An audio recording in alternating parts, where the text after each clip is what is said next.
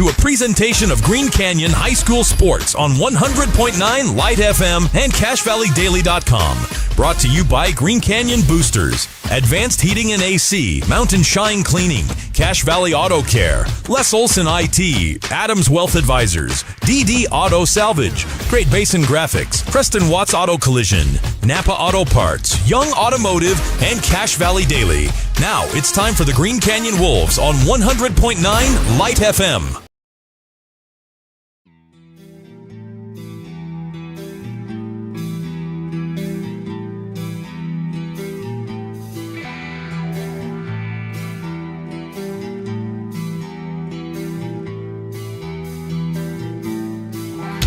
Welcome back, Wolfpack. We are live once again from North Logan, Utah, and thrilled to be here. Stockton Jukes with Jacob Pitcher live on 100.9 Light FM and CashValleyDaily.com. It's time for another edition of Green Canyon Football in Region 11.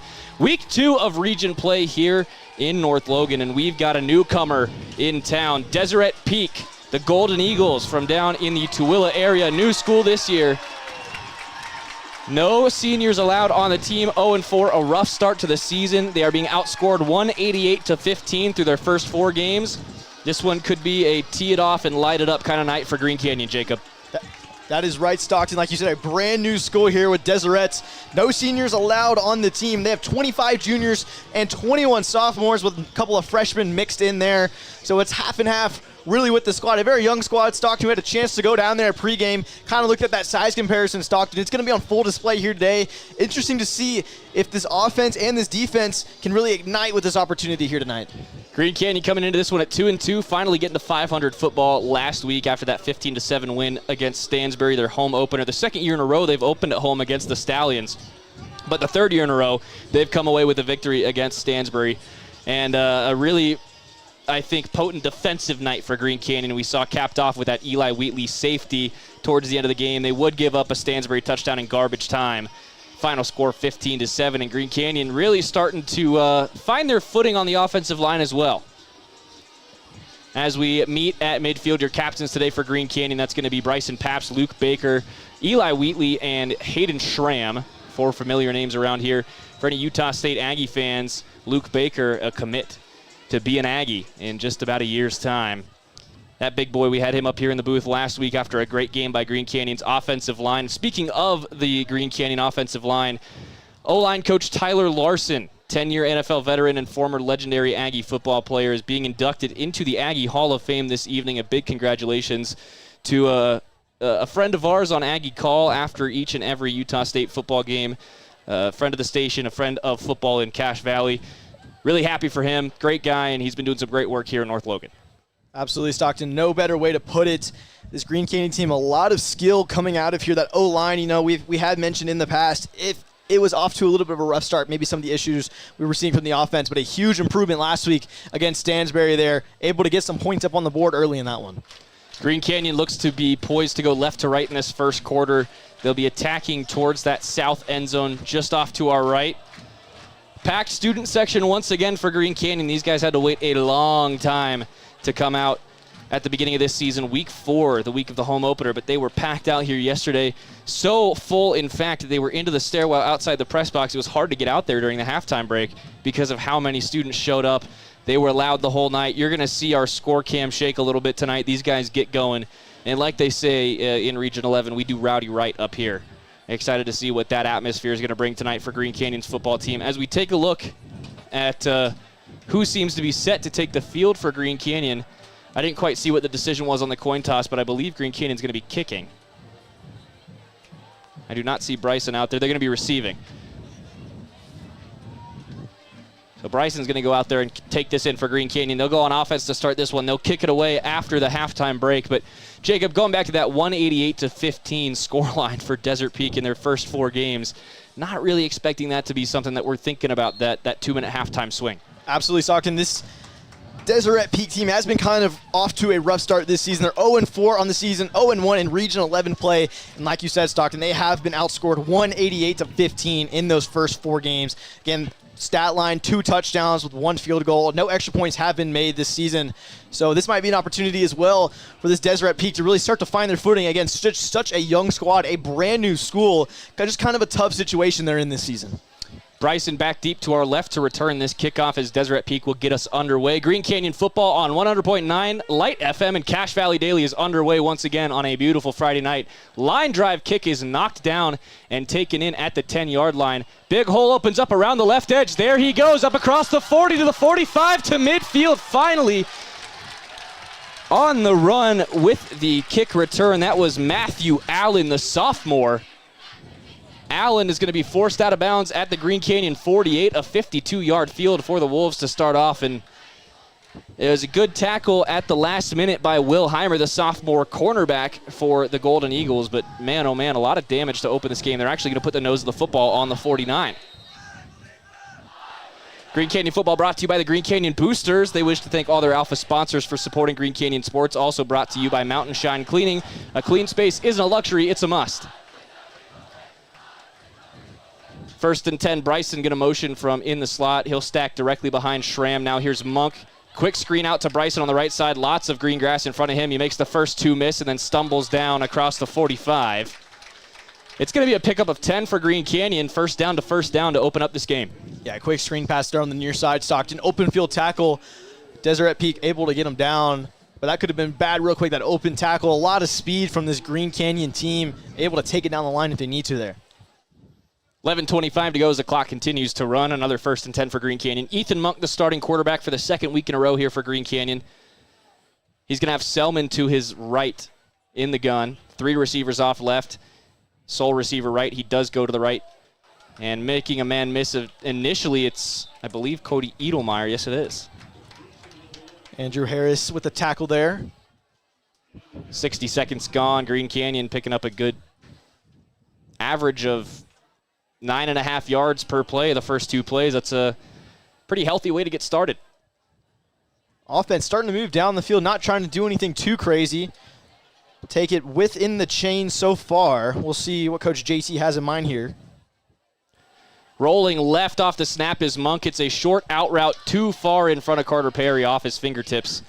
And that'll bring down to 3rd and 1 for Green Canyon with 10.5 to play in the first quarter. Yeah, Green Canyon kind of just slowing it down. We haven't seen them try anything too crazy just yet on this drive. Staying within the chains here in a 3rd down situation for the Wolves. And this is kind of a do or die here on this first drive, Stockton. Saw a lot of healthy run game from Green Canyon last week. Selman off to the left of Monk, expecting him to get this one. 90 seconds into the game for Green Canyon, looking to convert their first 3rd down. It is Selman up the middle, and he's got a first down and much more. Up across the 25. Big shoulder comes in from, that's number 5, Cruz Anderson. And if someone's going to make noise for Deseret Peak tonight, it's going to be him. Yeah, big player for Deseret Peak. 33 rushes, 27 yards, 6 catches off 81 yards. And then he's also had 28 tackles this season for 1 tackle for a loss. So he has those defensive statistics so far for these Golden Eagles, and he's coming up big already there. 1st and 10 from the 25. Green Canyon rolling on their opening drive. Monk has Selman to his left again. He's going to pass this one down that right side. Find Schramm along the sideline. Quick pickup of 5 yards. They'll give him 6 on the step out of bounds. Green Canyon into the red zone, brought to you by DD Auto and Salvage, Cache Valley's #1 place to get the most money for junk vehicles and scrap metal. Under 10 to play now in the first quarter. 9:55 showing on the game clock after it stops with Schramm going out of bounds. Monk has Selman to his left. Twins on either side. Handoff to Selman up the middle. Good blocking by Green Canyon will get Selman up to the 15 and a first down. Yeah, Cole Bunderson there. Really great blocking. Basically pushed his man all the way back to the 25 there and just pancaked him. At O-line again, Stockton coming up big again when it really matters. Really starting to find its footing here as the season progresses. 1st and 10 for Green Canyon inside the red zone. 9.5 to play in the first quarter. Green Canyon rolling through their first offensive drive. Only had 51 yards to get to the end zone. They've picked up 36 of them. Monk floats one, back corner. Toe tap on his head. Cody Edelmeyer put 6 on the board. Toe tap on the head, indeed, Stockton. Both hands up there. Edelmeyer able to secure it and bring it down. Beat his man off the rip, essentially, there, Stockton and Green Canyon. A nice, beautiful drive to start this one. They're up 6-0. For Edelmeyer, that is his 8th catch of the season, his 2nd of the evening, and his first touchdown as a receiver. 9:19 to play in the first quarter. Green Canyon taking a 6-0 lead pending this extra point from Tanner Holt. Snap, holding, kicker, all good. Green Canyon leads 7-0 after 2 minutes and 41 seconds. Your opening scoring drive by the Wolves brought to you by Advanced Heating and Air Conditioning. At Advanced Heating and AC, you can now schedule your service call on their website, advancedheating-ac.com. And you're going to want to make sure all those heating units are in good shape. It's not going to be many more weeks before we're shivering up here. Feels good today, at least. It's a beautiful day here in North Logan. Sun is just starting to set behind us. So the sun is kind of rough there on that away side. But nonetheless, Green Canyon getting the job done on that first possession. And they're up 7-0 here with an opportunity to make a statement on on defense, and what we've seen them be able to do all season. For Green Canyon, that's their first time finding the end zone on an opening drive this season. Couple field goals on opening drives over the last few weeks, but that's the first time they've converted 7.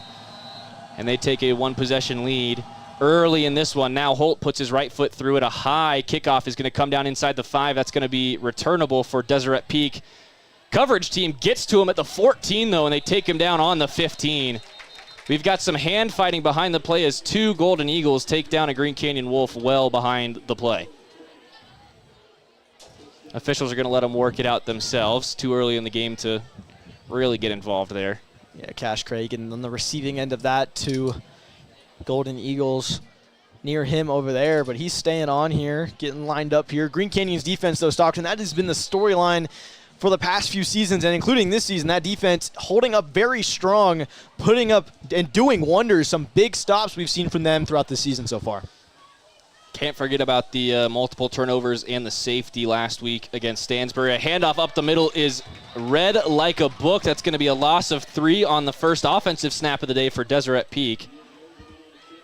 Clock's going to go down under 9 minutes now. Green Canyon will force a 2nd and 13. Yeah, that's going to be Ross Johnny, the senior. Just read that perfectly off that right side. 3rd tackle for loss of the season for Ross. 8:45 to play. Back in the gun with a back to his right. That's Carter Stroyek. Pulls this one after the tailback gets leveled. He is going to make his way back to the original line of scrimmage plus 1.5 yards. This will be 3rd down and 8 from the Golden Eagles 17. Yeah, Green Canyon was all over that play there, Stockton. Like you said, that halfback absolutely smoked behind the line of scrimmage.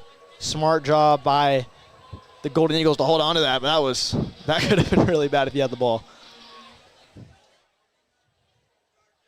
Green Canyon looking to get this Golden Eagle offense off the field. Stroyek going to throw a quick screen out to the left side. Bryson Pabst all over it, and that's another tackle for loss for this Green Canyon defense. It's going to be a net negative 2 yards on the opening drive for the Golden Eagles, and Green Canyon's off the field on defense.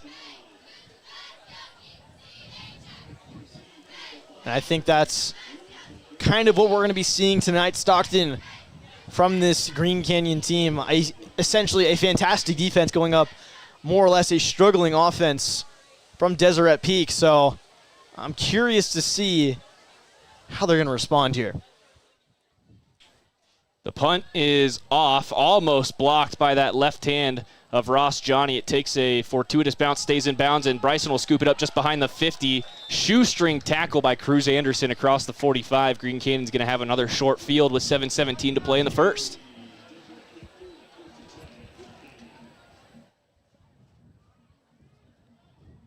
Green Canyon football brought to you by Les Olson IT. Searching for copiers and printers, Les Olson has what you need with reliable HP printers, award-winning sharp copiers, and high-end Ricoh graphic systems. Also brought to you, of course, by Cache Valley Daily, the home of our production and all Region 11 sports around Cache Valley. Download the app for replays and photo galleries of the latest games, just like tonight's matchup, plus local news and information about what's going on in our community and beyond. Monk takes the snap with the back to his right. Pump fakes left, now goes over the middle for Schramm. Schramm wraps around the tacklers. That's going to be a pickup of 8, but he does run himself back on about 2 yards. It'll be a pickup of 6 after all said and done with about 7 minutes to go in the first quarter. Again, Hayden Schramm missed 3 quarters at Springville and then the entire game at Pleasant Grove with a sprained ankle. Luckily, didn't come away with any permanent damage there or any serious damage. Dave Schramm told me last week Hayden was about 80% for the game to get going, but Hayden's 80% is better than most people in this state's 100%. So expect to see a lot out of Hayden Schramm in this offense this evening as he's on the right sideline. Monk looking to throw that way. He is going to one over the middle for Hayden Schramm. There it is. Called it there, Stockton. Hayden Schramm straight up the middle there. Nobody in a area code of him. And that's another touchdown on the stat sheet for him. And I was just going to mention there before you were talking, Stockton, Green Canyon yet to throw a bomb down the field. And the first time they do, look, find Hayden Schramm and get another 6 up on the board. So a good 30-something yard pass down the gut for Hayden Schramm, about 2 steps behind the secondary, and it's 13-0 Green Canyon with Tanner Holt back on the field. Snap, hold, kick are good. It's 14-0. Green Canyon with a 2-possession lead, 5.5 minutes into this contest. And that's about the night that we expect we're in for, Jacob. Yeah, we said that there just a second ago on that defensive drive, Stockton. But yeah, that's kind of what we've been expecting looking at the stats alone on paper. And that's what has been replicated so far here in this one with still 6:33 left to play. Local Utah high school football media outlet Slinging the Pill had the spread available for free this week for this game. Green Canyon coming in as 49-point favorites. I would hit the over right now. And it's great to see this Green Canyon offense really starting to come alive on these first 2 drives, like we were saying, Stockton. A lot of improvement we have seen in the past few weeks, and a lot of great stuff we've seen, for example, that offensive line. But we're seeing it here, that passing game, able to sit back and really get those passes off within the chains. Another spinny kick for Tanner Holt is going to spin its way into the end zone. Just enough lift under that one. It'll be an 80-yard field for the Golden Eagles.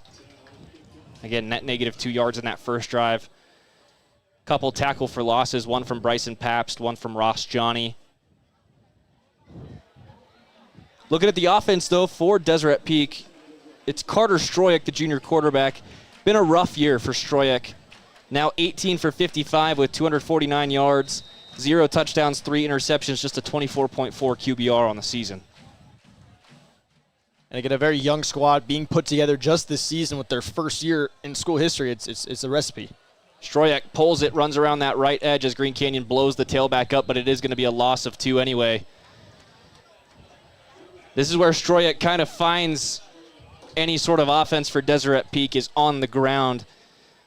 Only those 249 yards through the air, but 163 yards on the ground with a scamper touchdown. Now up to 42 carries on the season.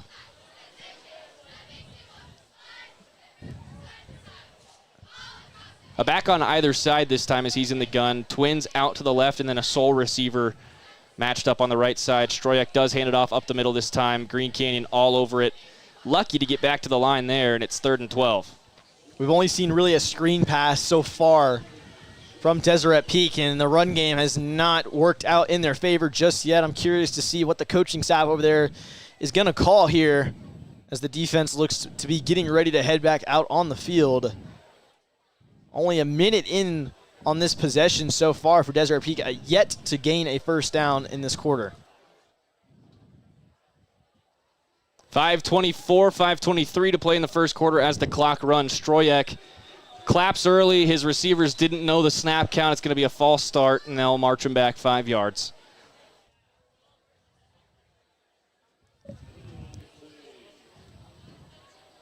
Now, Jacob, if you're Deseret Peak, and I know this is kind of a loaded question, but what can you do here after you're looking at net negative yards to start this game and just kind of a demoralizing couple defensive possessions as well? Find the way that you can beat Green Canyon. Refer back to that film you've hopefully been watching leading into this one. This Green Canyon defense is strong and electric, but there are ways to beat them, and that's something you might need to keep an eye out for there. Stroyak rolling left in the end zone, fumbles, picked up, touchdown Green Canyon. Oh, what man. did we just witness there, Stockton? Could have given up 2, decided to give up 6. Green Canyon's up 20-0 with 5:06 to play in the first quarter. What a nightmare of a decision from Stroyak. Yeah, I'm not sure what was made there. I don't know if this is a touchdown. It is. It should be. Yeah, it looks like it will be. I believe that was recovered in the end zone by Benjamin Seedall. We'll have to double check on that. Oh, man. But Tanner Holt back on the field, and Green Canyon's defense put 7 on the board. Defense, offense against Stockton.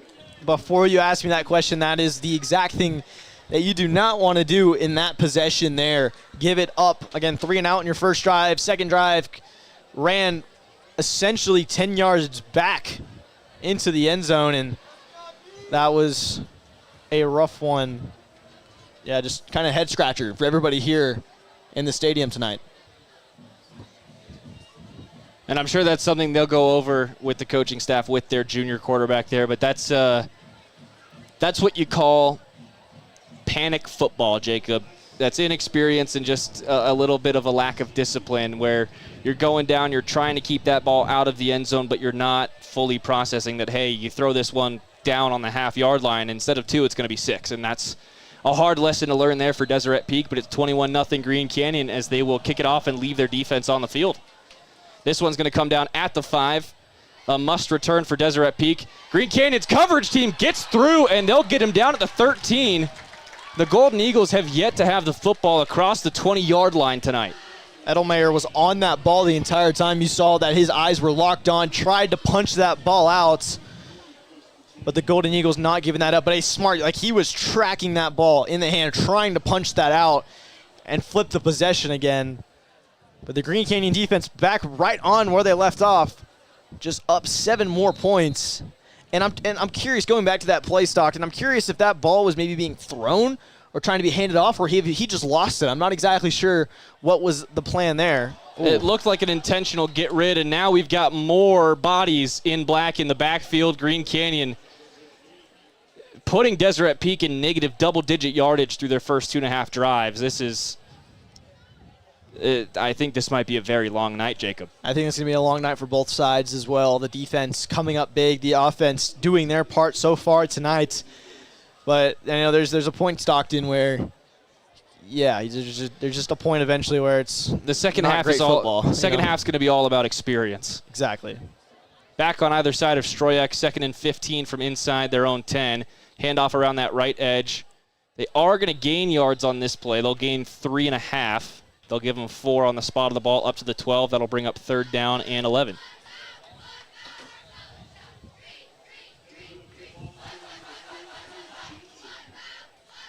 Let's go ahead and take a look at the uniform check this evening. Green Canyon, of course, in their all blacks at home from head to toe.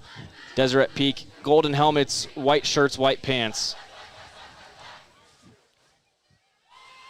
DP now with 4:20 remaining in this first quarter. A handoff around that right edge.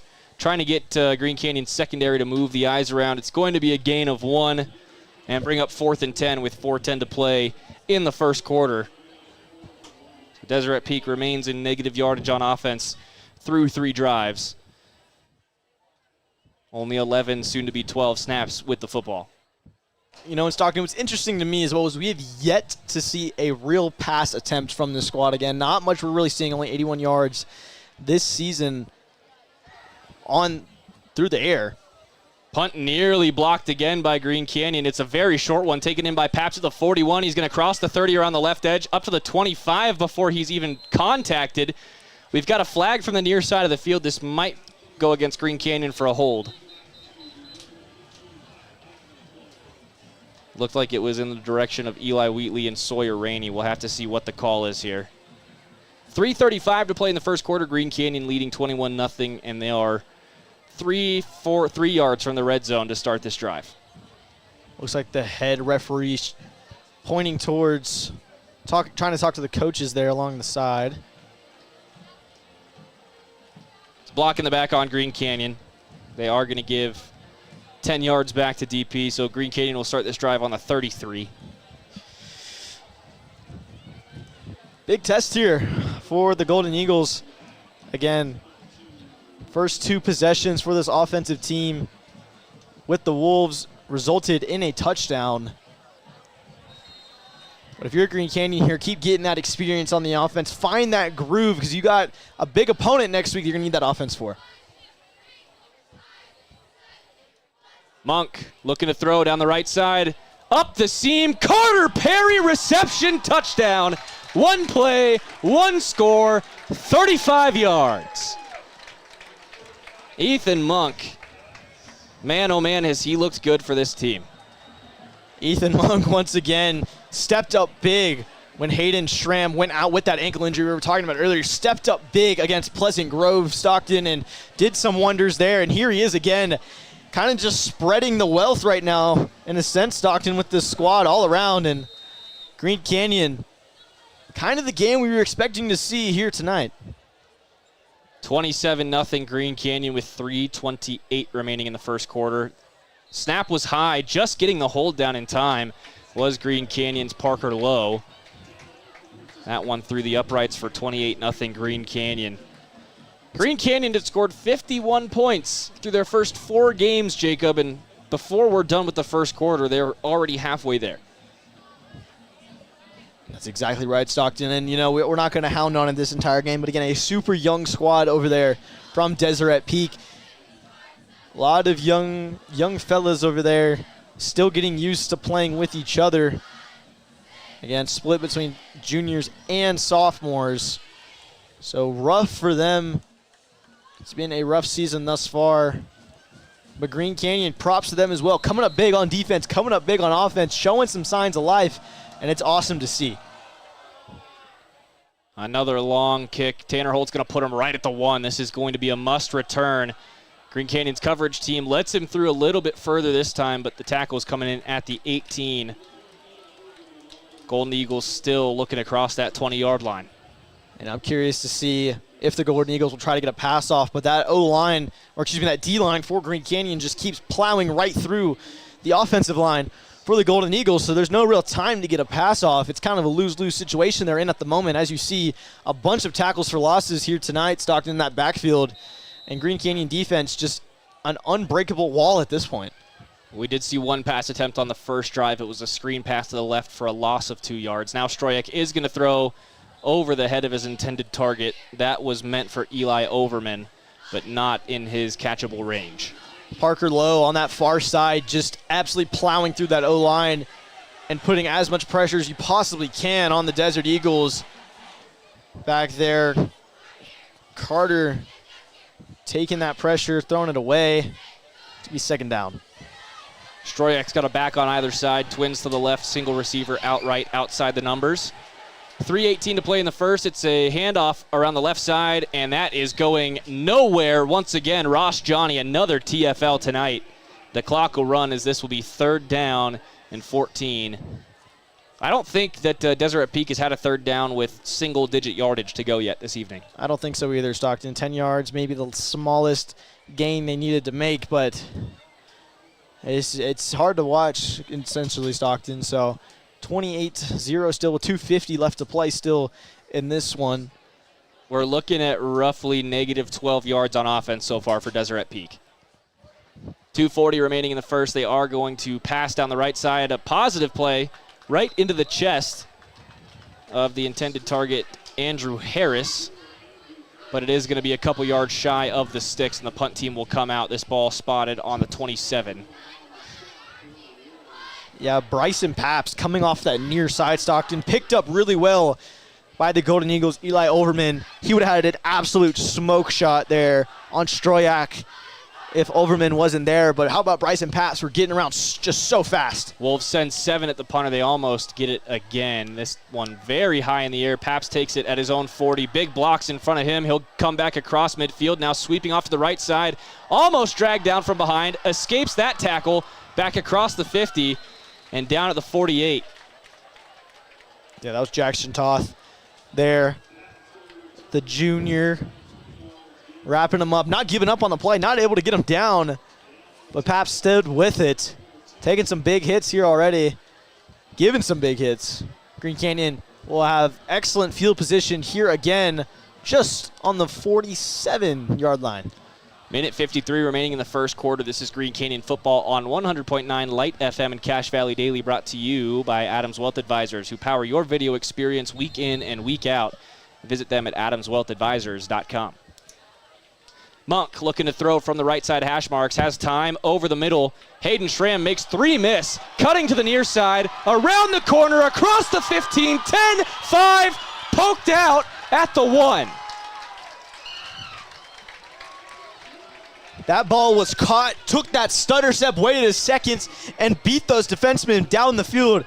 Again, that's some high-level football IQ right there, Stockton, to realize you got 3 defenders right there in your area code and just stop, delay it for a second, make a miss, and beat them down the field. And at the 1, we could not be more right about that. How about Hayden Schramm there? Beautiful, beautiful run there, and that's some skill on display. Schramm, one of the best one-on-one receivers in Utah, but also showing off his yards after the catch ability right there. He's going to line up on this right sideline. First and goal from the 1. It's a run around that left edge, and into the end zone on the ground is Braxton Atkinson for 6. It's 34-0 Green Canyon with a minute 37 remaining in the first quarter. Again, Green Canyon's point total on the season before this game started, 51 through 16 quarters of football. You know, Green Canyon was playing kind of the small game more conservatively, but in these past 3 drives, Stockton, one wide open Hayden Schramm first pass, second pass Ethan Monk in that second drive, as that kick will be up and good. Green Canyon, though, they're just not afraid to chuck it down the field. Again, last drive, wide open Ethan Monk right there. Find Hayden Schramm, get you down to the 1 and run it in. And they're not afraid to really find the deep ball right now, hopefully finding their groove. And this is great for Green Canyon, hoping to replicate this into next week. So Green Canyon, 4 offensive touchdowns, 3 through the air, 1 on the ground. Don't forget the strip sack fumble that was scooped for a touchdown on the half-yard line. It's been all Green Canyon, and we didn't expect it to go any other way.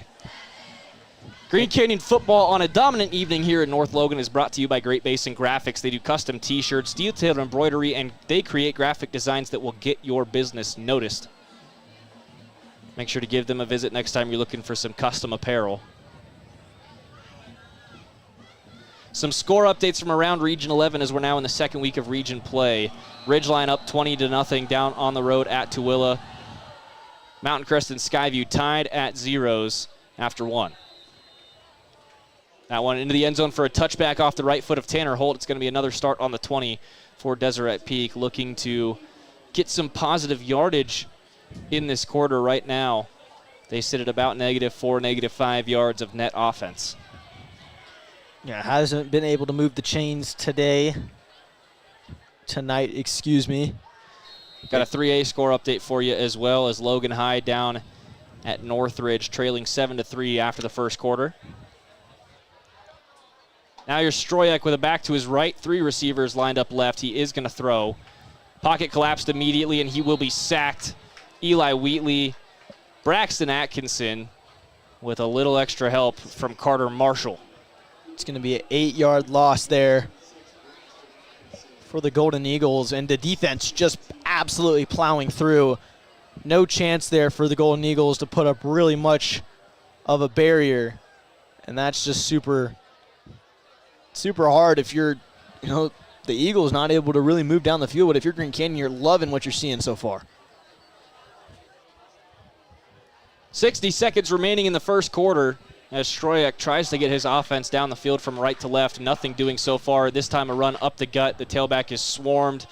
Green Canyon, the gang tackling has been on point on defense. They've all been getting to the backfield. This no exception. Yeah, at least 3 Green Canyon defenders is past that line, ready for any sort of run or pass there.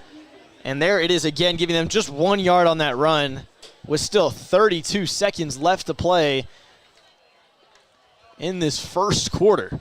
7-second difference between the game and play clock. Deseret Peak will have to run one more play on 3rd and 17 from their own 18-yard line. Stroyak with a back to his right, 2 receivers out left, 2 receivers out right. Looking to throw, rolling left off the snap, under pressure. Gets the throw off down the sideline. Did he catch that ball? They are going to say no, incomplete off the near sideline. That'll stop the clock with 6 seconds left in the quarter. It'll be another punt for Deseret Peak. And the offensive woes go from bad to worse. Yeah, Braxton Atkinson, sorry. Words aren't wording today. But he beat his defender right there on that near side again, Stockton, every single time. He was in hot pursuit there of Stroyak. And a big piece solo by him there. And it's another punt for the Golden Eagles. Caught by Bryson at the DP 49. He's going to move his way up the field, up the middle, gets across the 40 and hit in the hips right at the 36. Trying to wiggle free, nowhere to go. And Green Canyon will start the second quarter with a 36-yard field. Stockton Jukes and Jacob Pitcher here with you on 100.9 Light FM and Cache Valley Daily. Jacob, it's been a bit of a slaughterhouse up here so far. Stockton, it's great if you're Green Canyon. Pretty terrible if you're going to be the Desert Eagles. I'm going to put it frank here. And, you know, there's going to be a point in this game today, Stockton, where somebody's going to have to let off the gas just a little bit. But I'm curious to see how the second half's going to go and how many more points Green Canyon can put up on that board. Quick break here on 100.9 Light FM and CVD. When we come back, the second quarter, Green Canyon leading 35-0 in North Logan. Need a spotless home, office, or construction site? Mountain Shine Cleaning gets it done right. Fast, reliable, detailed. Call 435-361-5130. That's 435-361-5130. Shine with the pros at Mountain Shine. This is Josh Watts. At Preston Watts Collision and Glass, we have been your #1 resource for collision repair, auto glass replacement, and towing for over 60 years. We are Cache Valley's largest collision repair center. Next time you crash, call Preston Watts Collision and Glass. We do it right. Welcome back to North Logan, Utah. Green Canyon set for a 36-yard field to open the second quarter. Stockton Jukes and Jacob Pitcher here with you as the Wolves work right to left. Monk looking to throw down the seam. Hayden Schramm got it! 36-yard catch for Hayden Schramm, his second time in the end zone, and that is the second one-play drive for Green Canyon tonight. It's 41-0 after 12 minutes and 6 seconds. One pass, one score, Stockton. That's the second time here tonight. First play of the drive out the gate, and Hayden Schramm, who else? His second touchdown of the evening, and oh my goodness, Stockton, things are starting to turn ugly here. Starting to. Things are getting increasingly more ugly here.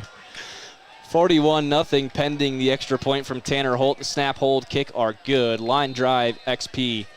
Green Canyon leads 42-0 on 6 flawless drives. First play once again out the gate, and Hayden Schramm, none other. And honestly, with that play, Stockton, there, Ethan Monk just kind of threw up that ball in the direction that he was going and just knew Schramm was going to be there. You know, he was behind his defender at one point and outbeat him to that ball. And Green Canyon is now up 42-0 here with 11:54, 6 seconds into that one to score. And it's all in the Golden Eagles' court to move the chains on this drive. Tanner Holt's going to kick this one right to left as the Golden Eagles work left to right towards the south end of the field here in the second quarter. Once again, Green Canyon football on 100.9 Light FM and CacheValleyDaily.com, brought to you by Adams Wealth Advisors. They want to understand your family, job, hobbies, and goals, earning your financial trust. Visit them at AdamsWealthAdvisors.com. It's another touchback from Tanner Holt. Deseret Peak looking to make forward progress on this drive, yet to pick up a first down. And a matter of fact, looking at a net negative 15 yards through one quarter. Through one quarter, indeed, still 11:54 left to play. And it's been 3 and out for this squad here with the Golden Eagles throughout the night tonight. And they're holding on to that ball for no more really than just 2 minutes at a time. So they're really just able to get the ball right back off to Green Canyon. But Green Canyon, 1 or 2 plays in, able to give it right back. So that's why the score total is so high, Stock, and this ball is moving back to each side pretty quickly. Stroyak with motion, fakes the jet sweep, looking to throw, flushed out left, flips one over the top, nearly intercepted, tip drill pick. It's Cash Cragen at the 15.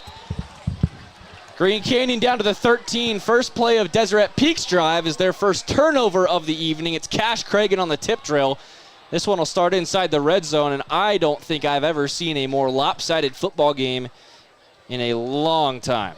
In my history, Stockton, I'm going to have to say this is definitely one of the this is the most lopsided game in the history of my tenure in sports, and I feel over there for the Golden Eagles, again, just such a young squad, 25 juniors and 21 sophomores on this team, Stockton. It is really hard when you're going up against a extremely good squad here with the Wolves, and that tip pick is just kind of a gut punch there. That ball just tipped up and able to be reeled in by the Wolves. 1st and 10 from Green Canyon on the Deseret Peak 13. It's going to be a fade to the near corner of the end zone, just a little too far out in front of Parker Lowe. That was going to be the 3rd first play touchdown of the evening, but it'll remain 2nd and 10 from the 13. Yeah, wide open there was Parker Lowe on the near side. Coach JT not too upset there at all, just talking it over with Ethan. And I don't think you can be with the score that we're seeing here. Ethan's got 4 passing touchdowns this evening, came in with none. It's insane. He's going to line up with Selman to his right and twins stacked up on either end of the formation. Pulled down by Monk. Good rush, but a great move by Ethan Monk across the 5, down at the 1. Monk, after sitting behind Carter Perry for the first 2 weeks of this season, has really come into his own with this offense. Yeah, you saw the whole D-line there by Deseret Peak. You saw that whole D-line for Deseret Peak think that he handed off that ball, and he had nobody in an area code near him, and he was able just to make it around that outside and cut up the middle. Great move as well. And like you said, coming alive this week, Ethan Monk behind Carter Perry. Really great to see. We saw him in that first game earlier in the season, but now really starting to come alive. And Carter Perry as well has been lined up as a slot receiver most of the evening. He's got a receiving touchdown, and these guys are athletes. Now Monk, snap goes through his hands. He does scoop it up, though. Rolling left, flips that one over the top, and it's a receiving touchdown for Houston Poremski. That's Poremski's 3rd of the season, 2 through the air and 1 on the ground. Poremski there. Bad snap. Green Canyon recovers, thankfully, and they've got it through. But my goodness, Stockton, I don't think there was ever a doubt in either of our minds that Green Canyon was going to find a way to score there, even with that fumble and that incomplete pass. After that interception, it took them 1 minute and 3 seconds to score. Actually, 1 minute and 3 since their last touchdown due to the interception. 2nd passing touchdown of the quarter for Ethan Monk. The extra point is converted. It is 49-0 Green Canyon. Jacob, you made a prediction down when we were kind of observing on the field before this game started. You said you expected it to be about 50-0 at halftime. I said, no, that never happens in high school football. Boy, was I wrong. You said, no way, Jose, on that, and here we are, 49-0 with 10:51 still left to play. And when we went down there earlier in the game, Stockton, what it really was is that size comparison. Like, you look at this squad, and you can kind of just feel the vibe and the energy over there. It's a young team. You know, the drills they were running pregame, it's just not exactly the competition that we've seen lined up with this Green Canyon team. Again, they took on a 5A contender, Pleasant Grove, 5A contender, Springville earlier in the year, and those are the teams we've been seeing them go up against. And the contrast that we were seeing pregame, it just kind of had a feeling that this game would go a little bit more lopsided than what we were expecting. Holt puts his big right foot behind this one. It'll go through the back of the end zone. That time hits nearly on the white paint behind the goalposts. 10:51 to play in the second quarter. It's 49-0 Green Canyon. I don't think I'll ever say that again in my life. And at this point, timeout called by Deseret Peak as they'll start their drive from their own 20 once again, 80-yard field. But man, oh man, has it been a nightmare of a day on offense for Stroyek and company. Negative 15 yards of net offense so far today. Multiple TFLs, a couple sacks already for this Green Canyon team. And it's going to be hard to assign that sack that they had a couple drives ago, too, because there were 4 different black shirts on top of Stroyek when that whistle blew. And that's exactly how it's been today. This Green Canyon team just so dominant, and that has been their really key for success throughout the past few seasons, Stockton, is that defense. And when you're going up against a more or less struggling offensive side like we've been seeing from the Desert Eagles, it's genuinely just a recipe for disaster for them on that end. And as of now, Deseret Peak has been outscored 237-15 this season. As of now, we still have 10:51 left to play in the second quarter in this one. And like we were saying a little bit earlier, Stockton, I wonder, when that line's going to be drawn by Coach JT to kind of let off some steam, but at the same time, you want to continue getting that experience. I would anticipate we will see the first team come off the field at halftime as Stroyek is going to fake the jet sweep and then throw the screen in that direction. That's taken in cleanly by Titan Washburn, but he is taken down 2 yards past the line. A rare positive play there for the Golden Eagle offense. Just looking to build some momentum here. And I really feel comfortable saying this. This game's already out of hand for Deseret Peak. And we know that just based on the fact that Green Canyon hasn't faced more than 1 third down this evening, has had 2 first-place scores on 2 different offensive drives. Ethan Monk's got 3 30-plus passing touchdowns, a couple on the ground. He would have had 4 if not for Hayden Schramm getting pushed out at the 1. Now Green Canyon almost another sack. They do finally wrap him up. He squeaks free, though, still in pursuit. He's going to just lose more and more yardage as finally he's taken down by Eli Wheatley at the 2-yard line. Stroyek just making a couple poor decisions there. At some point, you've got to give yourself up and go down, or else you're going to see what we just saw, which is another 8 yards come off of your drive. That was a 22, or excuse me, they are going to give him benefit of the doubt here and put the ball on the 7-yard line. Interesting. Which is, like you said, interesting because he did run free of a couple tackles there. That's not exactly forward progress, but look at the scoreboard. We don't need to pile on. Yeah, exactly. It's going to bring up 3rd and 22 from Deseret Peak's own 8-yard line with 9:25 to play in the second. And we are going to have another timeout called by the Golden Eagles, their second of the half. With 9:20 to play in the first half, Green Canyon football brought to you by Young Automotive. Think Young, drive Young, with multiple dealerships in Cache Valley and throughout northern Utah. Yeah, Golden Eagles just were not set up. Play clock was winding down. Smart call there by the head coach over there for this for the Deseret Peak. And there's a play that needs to be made here, but we haven't seen it happen tonight as it's 3rd and 22. Ooh. Not sure what the discussion is over there on that Deseret Peak sideline, but you gotta imagine it's just along the lines of, hey, can we just execute the fundamentals here? Because the fundamentals are what's missing from Deseret Peak right now. It's not necessarily that Green Canyon's playing an amazing football game, but they're just executing against a team that can't seem to find their fundamentals right now. 9:20 to play here in the second quarter. It's 3rd down and 22. Deseret Peak in the negative 20s on offensive yardage so far in this game. Stroyek looking to throw over the middle. Quick completion right at the 16 and tackled where he caught it by Bryson Pabst. And looks like Jackson Calderwood on that as well.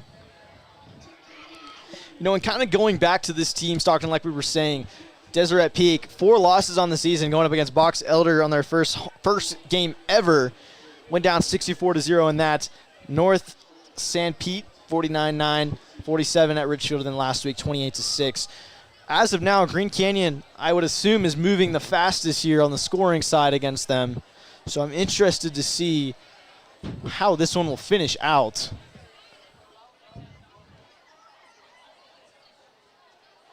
Stroyek just barely gets that punt off. A rugby punt to Bryson Pabst at the 47. Pabst up across the 35 already. Runs a man over at the 30. There's a flag from the far side of the field. I think we may see another illegal block on Green Canyon. If that is the case, this drive will start from the 40. Currently, the ball is on the 30. And if that is the case, that is something as well for Green Canyon to kind of look back on this game, something they can improve on with those penalties. Just no need for those, not only in this kind of game, but also on those kind of momentum killers, as the head official is chatting it up. And it looks like they will bring that ball back 10 yards. So to answer your question, Jacob, the Box Elder game, Box Elder put up, it looks like, 55 points in the first half. No, excuse me. 57 points in the first half. Math is not my strong suit. Then they added 7 more in the third quarter. I don't think their starters played after that. Yeah. Green Canyon would need another touchdown to match that output from Box Elder. We'll see what they do after halftime. But based on their scoring output and the frequency of their scoring in this game so far, this is a jet sweep to Bryson Pabst around the right edge. Pabst going to have a huge hole open up. He's around the 35 when he's taken down. They're going to say the 36. Chains will move. Green Canyon not looking for a deep ball this time, as they have had 2 drives already tonight. First play out of the gate be a touchdown.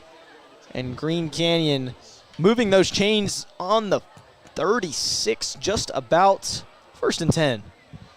Green Canyon on the road at Skyview up in Smithfield next week. The Bobcats currently leading 7-0 over Mountain Crest about halfway through that second quarter. Bobcats on the road down in Hiram. Handoff up the middle for Sam Selman. He is going to get a lot of push from his big men. It'll be a pickup of 7 yards to the 29. Practicing that run game now. I like the idea, Coach JT. Maybe burn off a little bit more clock here. Slow down the pain, if anything. Try to get some more out of your run time. It's going to be 2nd and 3 here. Green Canyon knocking on the door of the red zone once again. Monk with Selman to his right. Hands this one off. Selman with a lot of speed, a lot of momentum around the left edge, into the red zone, across the 10, and finally down at the 8-yard line.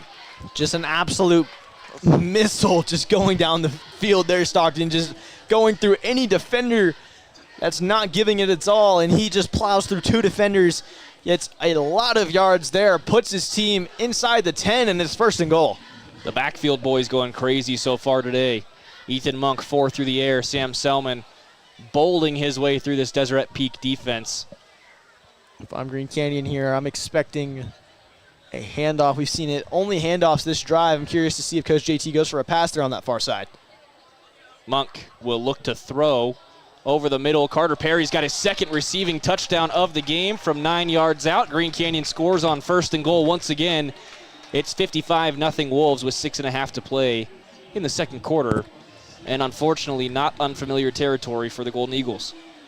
Not at all, Stockton. And we know this Green Canyon backup squad as well. Our second stringers are very solid as well. So, this game is far from over if you're that Deseret Peak defense. As another touchdown, and the kick is up. And good. And good. Tanner Holt perfect so far today. Only extra points, but he'll take the stat padding for sure. That is his 8th trip to the field for Green Canyon. He's 8 for 8 tonight. Again, Green Canyon has now outscored themselves from the first 4 weeks of this season in 17.5 minutes. Beautiful to see as well. This offense really clicking and receivers getting open. Ethan Monk coming up big again. Stockton, like we were saying, haven't really seen him much this season until last week. And boy, are we seeing him here tonight. What is it, 4 passing touchdowns? 5 now. 5 passing touchdowns today. Insane to see from him. And I'm curious to see, I'm not sure we might see him in that second half. But insane here on this end.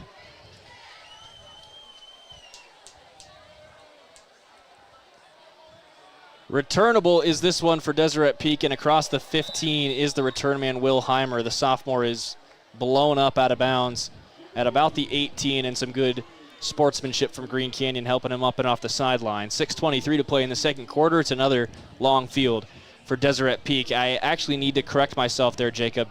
Looking back through the scoring summary for this one, we've got 6 different passing touchdowns from Ethan Monk, the run from Braxton Atkinson, and the strip sack scoop and score from the 1-yard line. Still need to confirm the number on that scoop and score, but I think it was Benjamin Seedall. I'll double check here at halftime. Stroyak is going to fake the pitch as he rolls left off the snap and gets sacked by Eli Wheatley again. What did I tell you on the track before the game? 3 sacks at least from Eli Wheatley, and he's up to 3 already. 3 already here in the first quarter, and pinned back at the, I don't know where they're going to spot him at the 10. They're being real generous 11. with the forward progress because that ball came down to the 4-yard line. Still a 10-yard loss there. Tackle for loss for Green Canyon, and oh man, this game, Stockton, is starting to get kind of ugly out here. It is. Speaking of ugly as well, last week's opponent, the Stansbury Stallions, taking out their no longer undefeated frustrations on Bear River. It's 30-0 Stallions before halftime. Down the left sideline, taken in, couple good moves and some physicality from Heimer on that far sideline, but Green Canyon swarming to the ball to make the tackle behind the sticks. It'll be 3rd down and another double-digit yardage. That ball did get fumbled there by the Golden Eagles, but the officials whistling that play dead, and then that ball bounced out of bounds. But again, defense coming up big again all over that play. 3rd and about 12 here. Again, Desert Peak still looking for their first chain move of the evening. Stroyak crosses body to the left side. Nobody in the vicinity. He was not on the same page as Will Heimer on that one. It'll be another punt for the Deseret Peak Golden Eagles, and they have still not found a first down in this game. 4:56 to play in the second quarter. Green Canyon football is brought to you by the Green Canyon Boosters as well as Young Automotive and Cal Ranch. Gear up with rugged boots, tough clothes, and sturdy gloves. Everything you need to power up through the biggest jobs. Proud to sponsor local high school athletics. That's Cal Ranch on North Main. Another short punt from Stroyak, taken in at the 43 by Pabst. Runs away from 2 tacklers, splits the middle on a 3rd. Now Bryson across the 35, bobbing and weaving to the 32-yard line. They're going to spot him at the 33. And Bryson's been getting at least 12 per return this evening. They've not been making it too difficult for him, and I would expect to see him in the end zone on one of these returns if he stays on the field for the rest of this game. That's what I'm expecting to see here, Stockton. I'm really curious to see if he is going to be able to find the end zone against some big runs early in that. But let's go ahead and take a look at some scores from around the area. Ridgeline up 34-0 against Tooele. Like you said earlier, Stockton Stansbury up 30-0 against Bear River. But Skyview up 7 against Mountain Crest at 0 with 8 minutes left in the second quarter. And those are some scores from around the area. A lot of good action happening here tonight. Selman through a hole around the left side into the red zone and down at the 12. You know, and you know that this game's kind of slipping away whenever the home crowd isn't cheering for that kind of big run, because that's just something we've seen here tonight. And Green Canyon, once again, just doing the work that needs to be done. And, yeah. If you're Coach Towie Ely, you've got to be thrilled with this output, because I have yet to see a mistake made by this team on both sides of the ball. Monk has Selman to his left, single receiver on the left side, and 3 out to the right. Fake throw, it is a handoff up the middle for Selman. He's going to pick up a good 4 yards, 4.5. They'll spot this ball right between the 7 and the 8. Green Canyon will have a 2nd down and 5. Well inside the red zone. Another red zone trip brought to you by DD Auto and Salvage. They'll pick up for you if you need them to. Call 435-787-1204. Clock's still running now, 3:35 to play in the first half. Green Canyon looking to do what no team has done yet this season against Deseret Peak and put 60 on them in the first half. Monk keeps it around the left edge. He's going to walk in untouched. 62-0 Green Canyon. And we're still pumped about that Ethan Monk touchdown there, but it's just kind of one of those games. Stockton, and how about Ethan Monk reading that left side wide open and taking it right into the end zone. And Green Canyon Wolves, have yourself a night, 62-0. The first time they have done that, anybody has done that against the Golden Eagles in school history. Snap, hold, kick, all good. That one, a lot of backspin on it, and it's 63-0 Green Canyon. And something I want to mention here, Stockton, with this kind of game, tensions could get high on the field, but both sides have been extremely cordial towards each other. Green Canyon helping up some of the Golden Eagles players when they're down, and both sides playing really well, keeping injuries out of the loop there, Stockton, and overall just great sportsmanship from both sides in a game that you could definitely see it kind of going south in the sportsmanship way. I definitely think that you're right. You can see a lot of chippiness in situations like this, but a Green Canyon football team coached by JT Tawili is not going to allow that to happen. We've seen them actively walk away from other teams trying to get under their skin. I think we're just going to see a lot more discipline and sportsmanship out of these boys. Yeah, even this season as well. 3:10 remaining in the first half. Another touchback off the foot of Tanner Holt. Deseret Peak will start on the 20. They'll hope to punt this one from in front of the 20. Has only happened once tonight on 7 drives. And unless Deseret Peak picks up a good 25 yards here, they are going to end the first half with negative offensive output, which is just at any level of football unbelievably rare. And even with Green Canyon coming in and knowing the skill difference, knowing the talent difference between these two teams, they showed up and they've executed, and that's another hit stick at the line of scrimmage. That is just an absolute smoked. Kept him at the line of scrimmage. 0 yards of gain there. And this is one of those games, Stockton. I'm curious to see what the game plan is going to be in the second half and how that Green Canyon, if they do put in the backups, how those backups are going to compare against this team. I'm still shocked that your 50-point lead at halftime prediction ended up being Called conservative. it, man. I should have bet you on that. You ended up being 13 points conservative on that one. I That's was crazy. taking the over, man. Back on either side. Stroik's got to throw this one quickly. Just gets rid of it as he gets hit. That'll bring up 3rd and 10. No lost yardage on this drive. That's a small win. Cash Cragen there on the absolute smoked. Cash having a great game so far. Just the speed from him, we're seeing him off those edges, just uncontested. Has a straight line of strut right there. Getting involved in a lot of these tackles along the sidelines. Also had that tip drill interception to start the second quarter. Yeah, that interception was bounced off probably 3 different players before it ended up in his hands. Stroyek again under fire immediately. He is going to get across the 20. They'll probably give him the 21 as he is swung out of bounds. It'll be 4th down and 9. The first time Deseret Peak's going to punt the ball with a single-digit yardage situation. If that's where they will give him They're that going to give him the yard. Maybe 2 there. I think they give him the 22. I will say, Still yet to have a 3rd down, though, with single-digit yardage. Yet to see really does Green Canyon on the outer part of the wings there on those attacks. It's just uncontested, free game all the way there. So that punt's almost blocked again.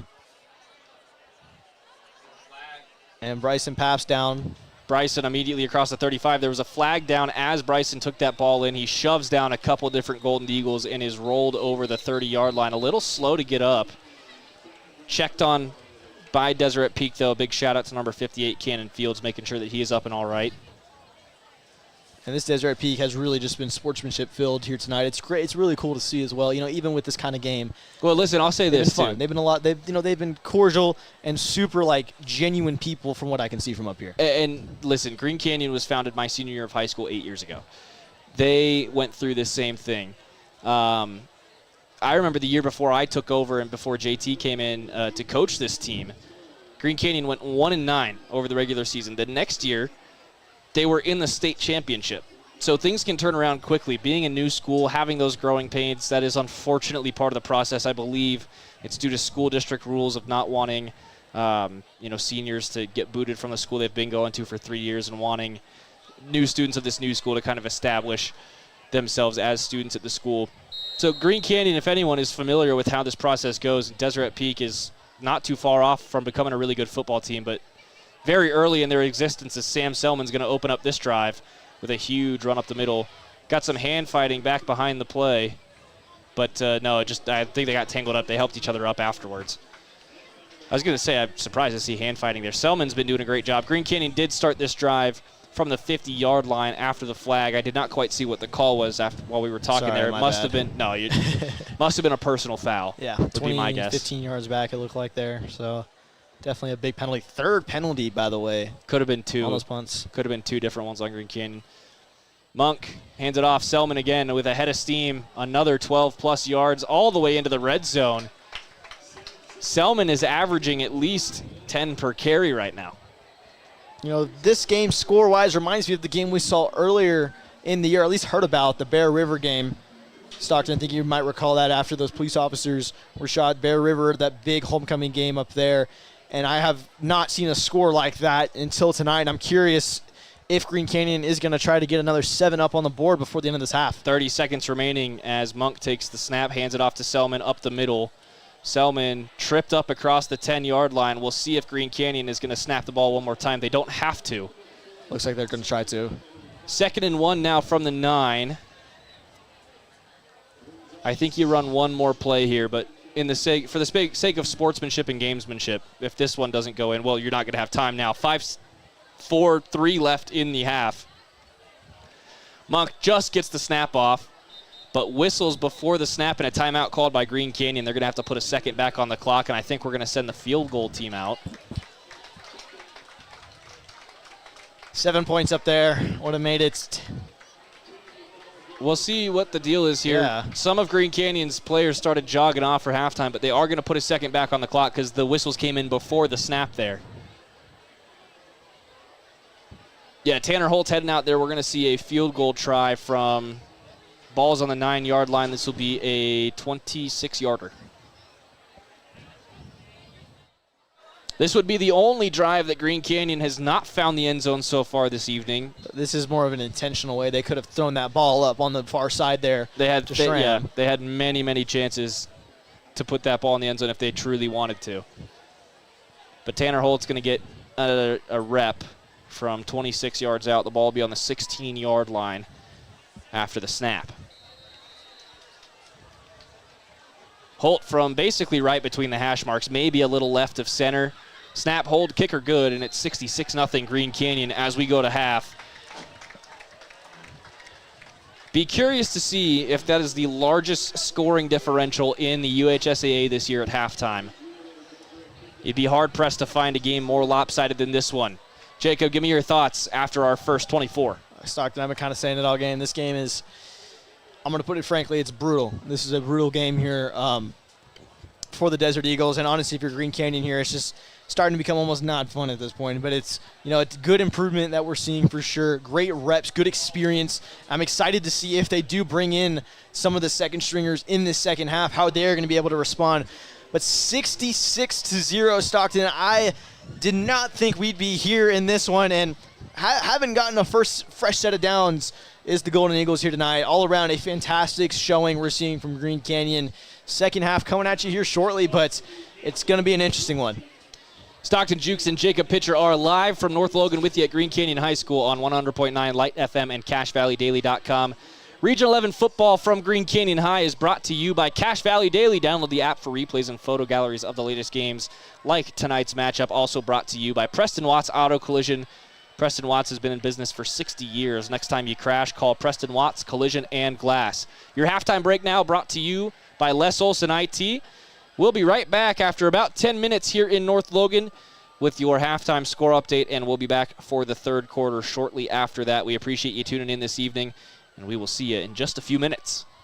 Creates graphic designs that'll get your business noticed. Amazing colors and designs that seem to jump off the t-shirt. Go to GreatBasinGraphics.com. Great Basin Graphics. We made you look. When your car starts making that uh-oh noise, bring it to Cache Valley Auto Care. They speak fluent clunk and squeal. They'll fix it right without upselling things you don't need. Cache Valley Auto Care, behind Home Depot on 200 East in Logan. From day one, right down the street, to present day, all over America, Napa and our nationwide network of parts and exceptional service were built for one mission: to keep your business moving full speed ahead. Your local cow ranch. Your local cow ranch in North Logan is proud to sponsor high school athletics. Just what the country needs. Searching for copiers and printers? Les Olson IT has what you need. Find reliable HP printers, award-winning Sharp copiers, and high-end Ricoh graphic systems. Les Olson IT. Green Canyon High School would like to say thanks to all their Alpha sponsors for supporting Green Canyon sports this year. For a list of sponsors and other athletic information, visit greencanyonhighschoolathletics.org. From what's happening in local political elections, to breaking news, to photo galleries and replays of the latest games. If it's happening in our community, it's on CacheValleyDaily.com and the Cache Valley Daily app. Local, relevant news on CacheValleyDaily.com. DD Auto and Salvage is going to pay you the most for junk vehicles. Get rid of your junk vehicles today. Pickup is available. DD Auto and Salvage in Logan. Call 787-1204. That's 787-1204 today. See store for details. There's nothing quite like a great hometown. At the Young Automotive Group's Cache Valley dealerships, it's our privilege to call Logan home. We not only work to provide you with an exceptional customer experience, but take care of the community. We're committed to driving Logan forward. Visit Young Automotive in Logan today. At Adams Wealth Advisors, they believe that successful wealth management is all about planning. Adams Wealth Advisors is here to help. If you're transitioning a business, searching for the most up-to-date tax strategies, need help managing investments, or need help with estate planning, Adams Wealth Advisors has your back. Make it 3 years in a row. Advanced Heating and AC is honored to be Best of Northern Utah Gold Medalist. Thank you for your support and vote of confidence in their company. Advanced Heating and AC, online at advancedheating-ac.com. Need a spotless home, office, or construction site? Mountain Shine Cleaning gets it done right. Fast, reliable, detailed. Call 435-361-5130. That's 435-361-5130. Shine with the pros at Mountain Shine. This is Josh Watts. At Preston Watts Collision and Glass, we have been your #1 resource for collision repair, auto glass replacement, and towing for over 60 years. We are Cache Valley's largest collision repair center. Next time you crash, call Preston Watts Collision and Glass. We do it right. Great Basin Graphics does custom t-shirts and creates graphic designs that'll get your business noticed. Amazing colors and designs that seem to jump off the t-shirt. Go to greatbasingraphics.com. Great Basin Graphics. We made you look. When your car starts making that uh-oh noise, bring it to Cache Valley Auto Care. They speak fluent clunk and squeal. They'll fix it right without upselling things you don't need. Cache Valley Auto Care, behind Home Depot on 200 East in Logan. From day one, right down the street, to present day, all over America, Napa and our nationwide network of parts and exceptional service were built for one mission: to keep your business moving full speed ahead. Your local cow ranch. Your local cow ranch in North Logan is proud to sponsor high school athletics. Just what the country needs. Searching for copiers and printers? Les Olson IT has what you need. Find reliable HP printers, award-winning Sharp copiers, and high-end Ricoh graphic systems. Les Olson IT. Green Canyon High School would like to say thanks to all their Alpha sponsors for supporting Green Canyon sports this year. For a list of sponsors and other athletic information, visit greencanyonhighschoolathletics.org. From what's happening in local political elections, to breaking news, to photo galleries and replays of the latest games. If it's happening in our community, it's on CacheValleyDaily.com and the Cache Valley Daily app. Local, relevant news on CacheValleyDaily.com. DD Auto and Salvage is going to pay you the most for junk vehicles. Get rid of your junk vehicles today. Pickup is available. DD Auto and Salvage in Logan. Call 787-1204. That's 787-1204 today. See store for details. There's nothing quite like a great hometown. At the Young Automotive Group's Cache Valley dealerships, it's our privilege to call Logan home. We not only work to provide you with an exceptional customer experience, but take care of the community. We're committed to driving Logan forward. Visit Young Automotive in Logan today. At Adams Wealth Advisors, they believe that successful wealth management is all about planning. Adams Wealth Advisors is here to help. If you're transitioning a business, searching for the most up-to-date tax strategies, need help managing investments, or need help with estate planning, Adams Wealth Advisors has your back.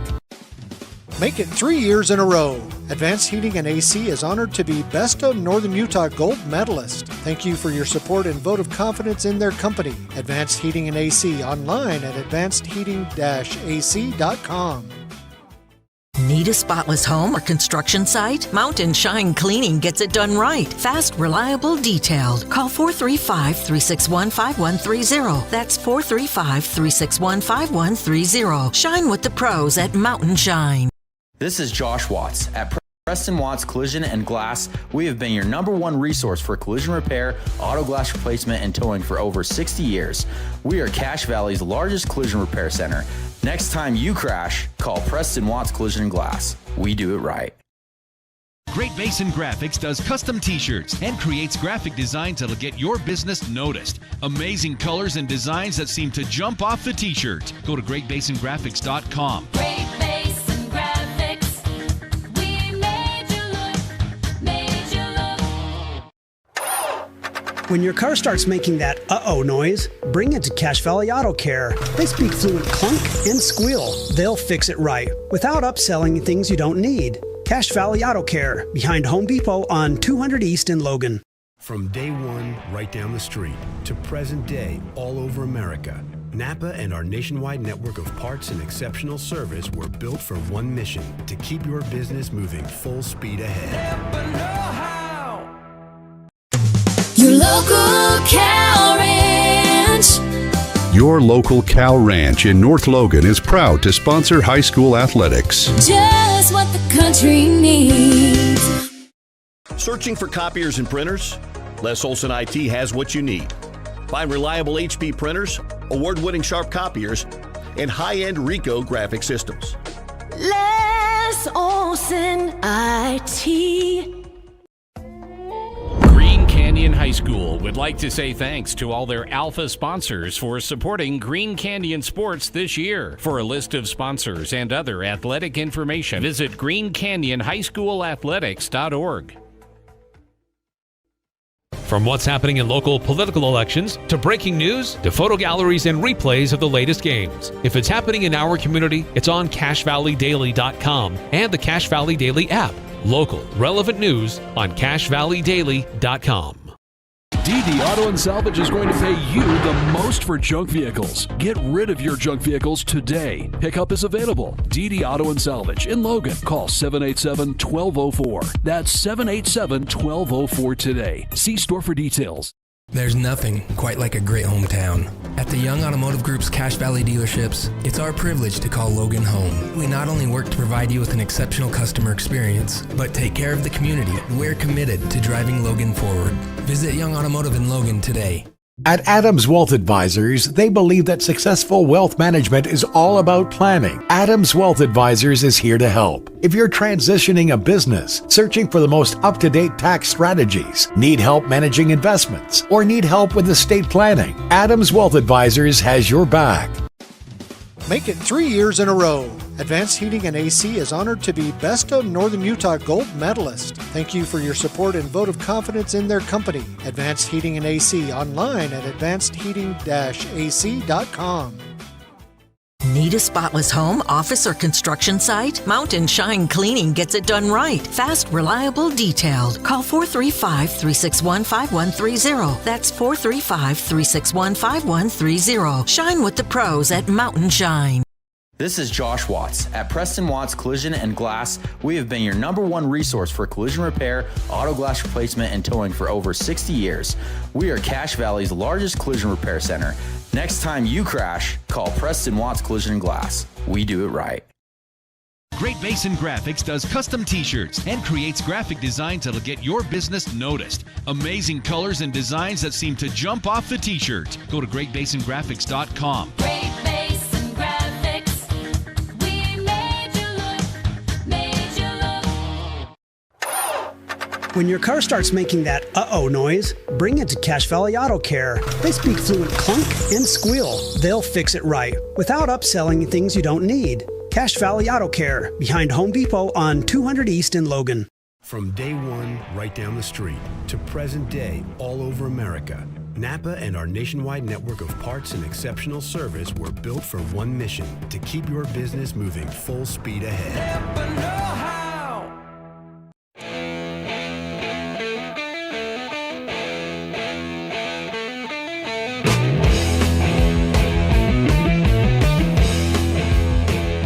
It's one of those once in a blue moon nights that you have as a sports bro, really in any career, that it's one of those nights that everything seems to go right. You kind of just get to kick your feet back and your job does itself for you. Stockton Jukes here with Jacob Pitcher to my right in North Logan. Green Canyon leading 66-0 at halftime. The most points that Green Canyon has ever scored in a high school football game in its 8 years of existence, and they did it in one half. Jacob, what are you thinking right now?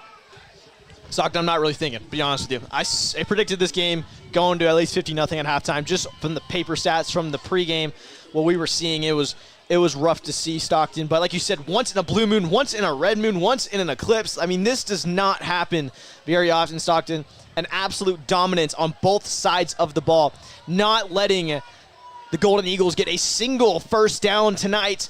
Every single pass is there, with an exception of maybe a few. But Stockton, I mean, it is picture-perfect football. If you're Coach JT, you're smiling ear to ear here. This is just absolutely insane, Stockton, from what we're seeing tonight from the Wolves. JT told you and I before the game that, it's one of those games where you kind of do expect that things are going to go the way they are, but you don't want to lean on those expectations before the game starts. JT said what he's expecting is go out there, execute, play a better game than he feels like they played last week. Obviously, 8-point win for Green Canyon, capped off by that safety. They did give up the touchdown in garbage time, but there were some things that Coach wasn't thrilled about at the end of that game. Tonight, there's nothing for him to complain about, in my opinion. I mean, there's always things to improve on today, Stockton. Like, we've had 3 flags on 3 of the punts today, 3 penalties that just, don't need to be made, but shouldn't be made in this kind of game today. And, I mean, if there's anything, that's where you're kind of going off of, those 3 flags that we did see there. But, Stockton, you know what I'm really looking forward to seeing in the second half, if we do see him out there? Bryson Pabst, punt returner for the team, had an opportunity to receive maybe 10 punts so far, 9 or 10 punts in that first half. Not able to find the end zone just yet, but if he is returning punts in this half, boy, am I curious to see if he will find the end zone. But like you said, Stockton, prime example, Coach JT, a lot to look and be happy about after this one.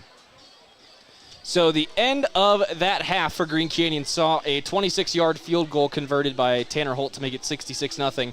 Prior to that, Green Canyon had marched down the field 9 times and gotten in the end zone 9 times. Jacob, that just simply doesn't happen in this game. 9 drives, Stockton, 9 touchdowns, except for that final 8 offensive drives, 8 offensive touchdowns, and the defensive strip sack, fumble, scoop, and score. Man, that's a lot of work. That's what I had on my end. I was just going to go off what you said. But, yeah, I have 8 drives here, 8 touchdowns for this Green Canyon team. And Stockton, I mean, there's no words to really describe just how dominant this Green Canyon offense is. And, a second half here, if they're going to let up, I think it's less. I mean, this is a sportsmanship-filled game. I think either side, if Green Canyon were to stay on the gas, I don't think there would be any hard feelings about that. But at the same time, there's a point where you got to draw a line. But Green Canyon, I'm curious to see how Coach JT is going to do it because, it's a slower start to the season for the Wolves. This is something electric that they need to really fuel the fire. And I'm really excited to see, at the end of this game, going into next week, what it's going to look like. It does look like the regular kickoff team here for Green Canyon as they take the field, set to give the Golden Eagles the ball to start the second half. clock gets started prematurely, but that is because we are playing with a running clock in the second half. Mercy rules in high school football dictate that we do so. That is going to help this evening go a lot faster, and it is going to slow down Green Canyon's scoring output by quite a bit, Jacob. But like we've been saying, you kind of already done everything you wanted to do tonight. What else is there to do? I mean, records don't need to be broken, but you're breaking Green Canyon high school football records here tonight. Single game point record in a single half. Exactly. Does look to be a couple defensive substitutions, not many. Notably, Bryson Papp's not on the field on defense right now. Rolling left is Stroyak looking for an outlet down that left side. Overthrown, nearly another interception for Cash Cragen, but it was too far for him as well.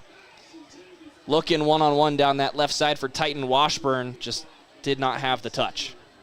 And Stockton, we only saw 2 rushers attempts to get back there after Stroyak, excuse me. And maybe just lightening up a little bit on that line front, making them make some plays down the field. Maybe that's kind of where Green Canyon's kind of meeting in the middle now, but still trying to get some experience in. Bad snap, fumbled, picked up off the turf. Now a floater down that left sideline, out of bounds by a good 5 yards. It was Wheatley in pursuit, as he has been all night long. It'll be 3rd and 10. And there was only 3 rushers there, Stockton. So really letting up the pressure so far here in this second half, and yet Golden Eagles haven't been able to capitalize or respond to that with the opportunity they have. Couple of defensive substitutions like we mentioned for Green Canyon. Bradley Scott is on that far side, wearing number 5 now. A handoff up the middle around the right edge, and a hit stick at the line by Eli Wheatley, throwing him down behind the 20. They're going to give him 2 yards on forward progression, but this will be a 4th and 8 punt again.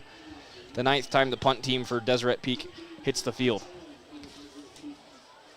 You know, and coming into the second half, Stockton, you know, we were expecting to kind of still see a lot of that there, but still Green Canyon letting up a little bit of pressure, but still Golden Eagles not able to respond. Student section's filming a TikTok right now. That's about how this game's gone. High bounce on the punt. This is going to be returned by Houston Peremski. Peremski across the 35, around the left edge to the 30, 25, runs a man over at the 22. Sheesh. Sophomore number 6 for Green Canyon, or Desert Peak taking that absolute shot, as there is a flag down though. Flag about 8 yards behind where that bit of contact occurred. If this is another flag on Green Canyon, yeah, it's gonna be a block on Green Canyon. Just a couple illegal blocks tonight, but I'm not sure that's procedural as much as it is Deseret Peak just getting turned around. Yeah, it might be as well, but at the same time, you know, Coach JT, if that's something you kind of take away from this game, is how to be able to block against a squad like this and not pick up those penalties and giving yourself better field position. Carter Perry here on the near side.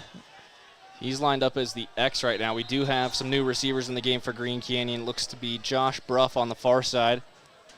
Porter Stotts in. Monk is going to hand this one off up the middle. Peremski playing tailback now, and he's going to pick up 10. They'll run the clock, obviously. I think they're going to give him 9.5 on that one. It'll be 2nd and 1. I wonder if Coach JT is just going to run the ball like we kind of saw on that second to last drive. Stockton, run the ball till you get into some position and then just kind of throw it up there at the end. Well, a nice thing for Green Canyon in this position is with the running clock rule, you can throw the ball and not get burnt for it. Yeah, I don't think that's kind of what they're worried about at this point. It's just kind of getting this game to keep moving along, and I like the idea about maybe just keep running it, and then when you have an opportunity, find it downfield. They are going to run again with Peremski up the middle. As a team averaging around 8 or 9 yards per carry, and that's going to be another first down. That time they only pick up 4, but on 2nd and 1, he only needed 1. Moving the chains for Green Canyon. We saw this kind of in that first drive and sort of that last drive. Stockton just playing with the chains, moving the chains down the field instead of just those absolute bombs down the field, as Green Canyon will be lined up here with another fresh set of downs. 1st and 10, Green Canyon on the Deseret Peak 27. This time handoff up the middle. Good coverage. Just a 1-yard gain. The tackle going to the Golden Eagles, number 6, Isaac Escobar. On the carry, it looked like it was Matthew Allen, the sophomore for Green Canyon. It'll be 2nd down and 9. I mean, I'm sensing a pass here, Stockton. My football instincts are churning right now. I'm feeling like something might go down the field on the far side there. Looks to be Josh Braw, excuse me. Same thing, Carter Perry here on the near side. And it's handed off. They're going to go around that left edge. Bunch of contact. But the legs kept moving, and Poremski picks up another about 5 yards. Green Canyon's going to be on the edge of the red zone with a 3rd and 2 coming up. This is just the 2nd time Green Canyon's faced a 3rd down this evening. And I think, again, Stockton, if Green Canyon wanted to, they could get the first down. They could be in the end zone by now. We've seen it tonight. Those first play passes, deep balls, like their receivers are able to get open. So this isn't by accident. I have a feeling this is by choice to be able to, keep the sportsmanship in play here in the second half. 3rd and 3, line to gain the 17. Green Canyon's going to hand the ball off once again up the middle. Nice cut to the left. That's a first down and more, but we've got flags behind the play. This one I think is going to go against Deseret Peak based on where that official was at, and some extra tugs coming in. It was Cole Bunderson that got tangled up there. They're going to walk this off on Green Canyon. That's a bad hold on a pretty easy first down conversion. This will make it harder. And again, like we've been saying, Stockton, if Green Canyon wanted to, they could have another 7 up there on the board. We've seen it throughout the night tonight, just the dominance and the grasp that they do have over this game. But Coach JT, I'm assuming, trying to slow it down with 6:40 left to play. Selman comes in as the back off to the right of Ethan Monk. Perry lined up on the near sideline by himself. 3 receivers off to the right. Monk rolling right off the snap under immediate pressure, and he's going to be sacked at the 42. Into the backfield for the first time tonight, Royce Decker. First bit of life today as well for the defense of the Golden Eagles, and I don't think that's how Green Canyon wanted that one to end there on that drive, and it looks like they will bring out the punting squad on 4th and super long here. It's great momentum for the Golden Eagles there, regardless of, 2nd string, 3rd string, whatever it may be out there for Green Canyon right now. You needed a stop. And you got it. First drive out of the gate for the Wolves. Holt comes on to punt. He's going to try and drop this one in a tricky spot. Now there's a flag on the near sideline. Cash Cragen immediately coming over to talk to the team, and I think he was a 12th man on the field for Green Canyon.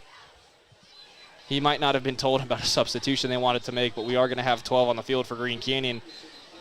And I think that means that Deseret Peak's going to see the other side of the 25 for the first time tonight. Yeah, again, another little mental error. More flags than first downs tonight for their opponents. Interesting statistic there, Stockton. And more yards of flags than they have had of offense for Desert Peak as well tonight. And it looks like the official's going to chat it up with head coach over there for the Golden Eagles. Yeah, it is going to be 12 men on Green Canyon. Maybe a legal shift, the announcer called, but 12 men sounds more well, you had fitting Cash in the Cragen on the situation. near boundary when the ball was snapped and immediately turned and looked at the sideline. They are just past the 20 now. So they're at the 24 to start this drive. They can pick up a yard.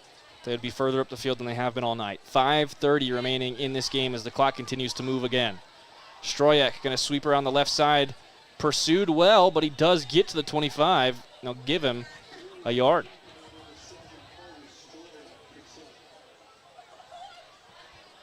Wolves defense still coming up strong, though. This running clock does make this game go by a lot faster, though, Stockton. 5:09 left to play in quarter number 3. No scores just yet. Just the pair of 6s you're seeing on your screen from that first half.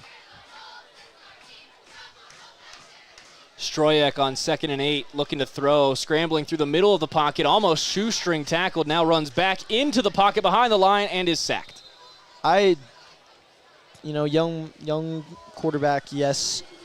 A couple of mental errors we've seen from him today, but that is just not at all what you want to do. Stockton, I've never played football. My parents never let me, okay? They thought it wasn't safe.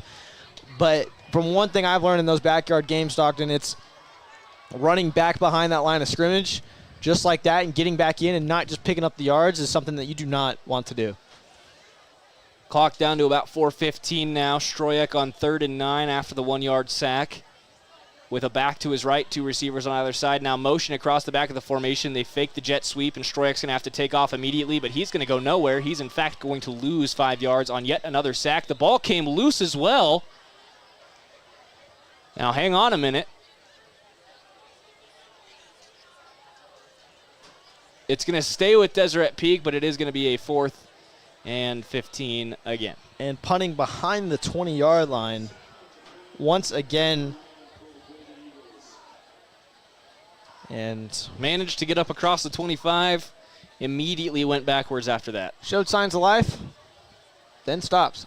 Which is tough, again, because their defense put some good momentum on the board there, getting a stop that they hadn't had all night. Now a bad snap on the punt. They get it off weakly. It's going to bounce a couple times in front of Peremski. He dodges it wisely, and this will be downed at the Green Canyon 46. Smart play by Houston right there. Clock will stop here while the possessions are changed. 3:13 left to play. No scores here in the second half. Green Canyon, dominant performance throughout today's game. A little bit rough there on that first drive. Again, if you're unfamiliar with the clock running rule, it's once you hit a certain point threshold in high school football, I'm not sure if it's 35 or 42, but once you get to a certain point threshold, the clock's going to continue to run in all instances except for a change of possession or a penalty flag on the field. So clock running again before Green Canyon takes a snap. Monk's going to have a back to his left. Trying to push around the right side, picking up 3. Ball carry on that one. The sophomore Matthew Allen again, he's going to be getting a lot more reps as this one goes through. Yeah, Green Canyon running the ball here a little bit, trying to, keep it classy in a sense. They know they can deep ball it and find the end zone if they really wanted to. And they're just going to keep it a little bit slower moving. So it's 2nd down and 8. So they only give him 2 on the carry. Oh, bad handoff, but a great recovery through the middle with speed. There he goes. See ya. Oh, my. Oh, my goodness. That is 0 to 100 speed from Matt Allen. Green Canyon leads 72-0 with 2:10 remaining in the third. Stockton, Matt Allen, a sophomore here at Green Canyon. I have never seen that kind of speed really in high school football. That is on a bad transfer too. Insane. You just saw him take off, jet burners on. And oh my goodness, Matthew Allen, the sophomore, that is a name we're going to be talking about here for years to come, Stockton. Another converted extra point from Tanner Holt. 73 is the new benchmark for Green Canyon's offense. Oh man. A historic night here in North Logan. Green Canyon has now matched and exceeded their season point total. They have scored in 3 quarters about 150% of their output to this point through 16 quarters before this, Jacob. And that's, a testament to what this team is capable of, Stockton. Yes, you're going up a team that, at least on the stat sheet, is a little bit less than what you've been able to produce this season, but you're still gaining that experience. The players on the field are experiencing what it's like to make those plays click and seeing it happen in a real environment. Again, this is a real game day environment. Student section is filled. Fans are here. This is really where it's coming down to. And again, like you were saying, Stockton, Green Canyon, big game coming up next week. Great experience to have come in there today and put just a monster score on the board. A very good Box Elder Bees football team put 64 on these guys through 3 quarters in week 1. In week 5, Green Canyon has put 73 on them through 3. And I have a feeling they're not done scoring. Yeah, still 146 left to play. And again, Stockton, if in the third, and then another 12. And if Green Canyon wanted to, they could, like we've been saying, they could keep scoring. We've seen it, first plays out of the gate for them. And it's great to watch. If you're Coach JT, I know you're really pleased with how this squad's been rocking here tonight. Minute and a half remaining now in the second quarter. Stroyek back on the field with a back to his right and 2 receivers on either end of the formation. Jet sweep motion across the back. It's going to be a handoff instead. The zone fake sweep is going to lose 4 yards, and it's 2nd and 14.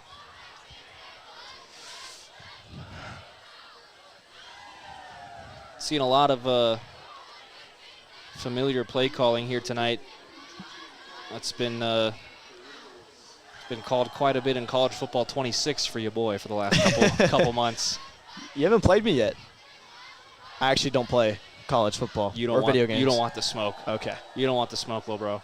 Down the sideline, threw it short to a wide open man. That would have been a huge momentum boost. But that ball drops about 4 yards shy of Will Heimer, and it's 3rd and 13.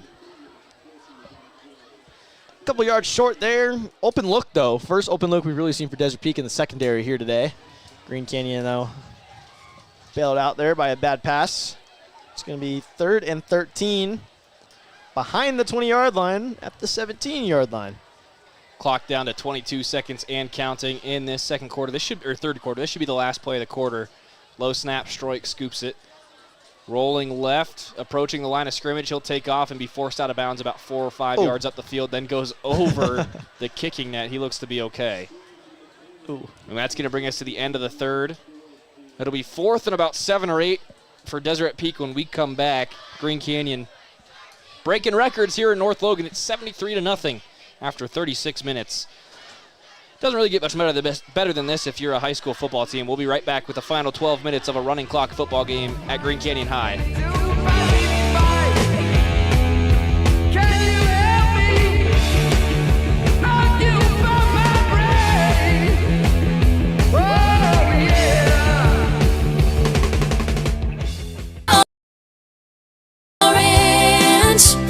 Your local cow ranch in North Logan is proud to sponsor high school athletics. Just what the country needs. Searching for copiers and printers? Les Olson IT has what you need. Find reliable HP printers, award-winning Sharp copiers, and high-end Ricoh graphic systems. Les Olson IT.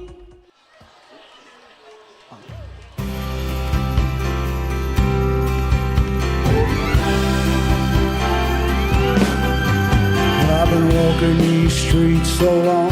Green Canyon football welcoming you back into the fourth quarter in North Logan. It's 73-0 Wolves. Stockton Jukes and Jacob Pitcher here with you in the booth in North Logan on 100.9 Light FM and CashValleyDaily.com. Your video experience is powered, as always, by Adams Wealth Advisors. You can visit them at AdamsWealthAdvisors.com. It's going to be a punt to open the quarter. Almost blocked that time. And that will head out of bounds at the Deseret Peak 48. Another short field for Green Canyon, much of the same tonight. And you got to feel for those Golden Eagles because they've been 1 yard across the 25 tonight, and that's the furthest up the field they've managed to get. Yeah, that's right, Stockton. It's just been one of those nights tonight. And we've been hounding on it, throughout the night, and I don't want to keep badgering it, but that's just the storyline, and that's just frankly, that's how it is here tonight. Golden Eagles just completely unable to keep up with Green Canyon, and Green Canyon just absolutely mowing through this squad, and it's been interesting. It's interesting is an understatement on how this game's been playing out. New quarterback under center for Green Canyon as that play is wrapped up a yard behind the line. Taking snaps for the Wolves is Trey Wegner, the sophomore. Handing that one off to fellow sophomore Matt Allen, who just had the breakaway 53-yard touchdown run to make it 72-zip. That kid is fast, Stockton. I'm really curious on what his 40 time is because that was some insane speed. Not a single person on the field able to keep up with him there.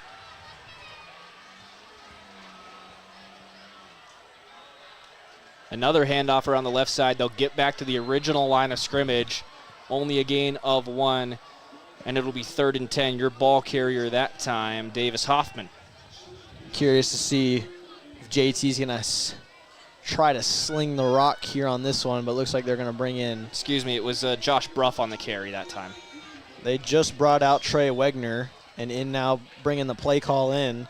It's number 87, Matt Reagan, sophomore as well, and he's lined up there. Interesting formation here for Reagan. Off to his left, it is Davis Hoffman. Low snap, handoff to Hoffman around the right edge, breaks through 2 tackles, but gets leveled across the 45 to the 44. This is going to bring up 4th and 6 for Green Canyon, and I expect, in fact, it will be the punt team. Punt team coming out for Green Canyon. I think that was just kind of JT's, just run the ball, see what you can do. If they give you an opening, take it. If not, it's more of a surrendering tactic here tonight. And it appears that the student section is kind of migrated over to the visitor side. I'm not sure if that's in a sportsmanship kind of way. I think it is. A great punt here from Tanner Holt's going to drop inside the 15. Returner breaks around that right edge, now cutting back to the left across the 20 and swarmed at the 22.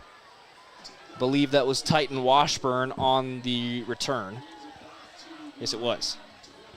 I think they are cheering on that team over there. I think they went over there to kind of bring some life back over there, this kind of game tonight. Green Canyon has been known to do that in some of these blowouts. We saw it in basketball a couple times last season where they would start cheering for the other team in a 40-point game in the fourth quarter. It's one of my favorite things about Green Canyon in this community that I've been a part of for the last 2.5 years now. It's just so welcoming, full of respect and sportsmanship, and it's not something that you get all that often at the high school level, unfortunately, but it's something you get in spades in North Logan. Absolutely, Stockton, as we're going to have a timeout taken here by Deseret Peak. And Stockton, it's just one of those nights here tonight. Pretty insane to watch, the performance we're seeing from these Green Canyon Wolves. Pretty good contrast to how the season started for them, but now really starting to find that footing and just looking like an absolute force to be reckoned with as the region play continues. It's going to be a showdown between Region 11's 2 sneakiest teams next week up in Smithfield. Skyview and Green Canyon both started out the season at 0-2, now sitting 2-2 on the season. Skyview really battling it out with Mountain Crest, who took it to Ridgeline for about a quarter and a half last week, and then the wheels fell off. Obviously, Ridgeline, the team to beat in 4A this year by quite a lot. But the last score update we've been getting from Smithfield, 7-7 with 4:40 to go in the third quarter. That game has progressed a lot since then. Ridgeline blowing Tooele out of the water, 57-0 in the third. Ridgeline did have a 50-0 lead at halftime.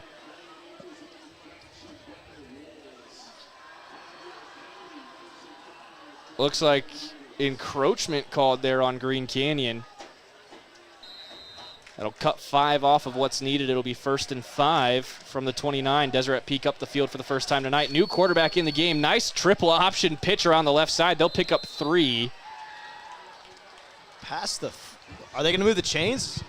I don't think they quite got far enough. This should be 2nd and 1. Official here on the near side indicated that, official on the far side, indicated he might have gotten past, was about 3 yards past until he brought back by his other official. It was Andrew Harris running the option as the quarterback there, and he's going to stay under center for Deseret Peak.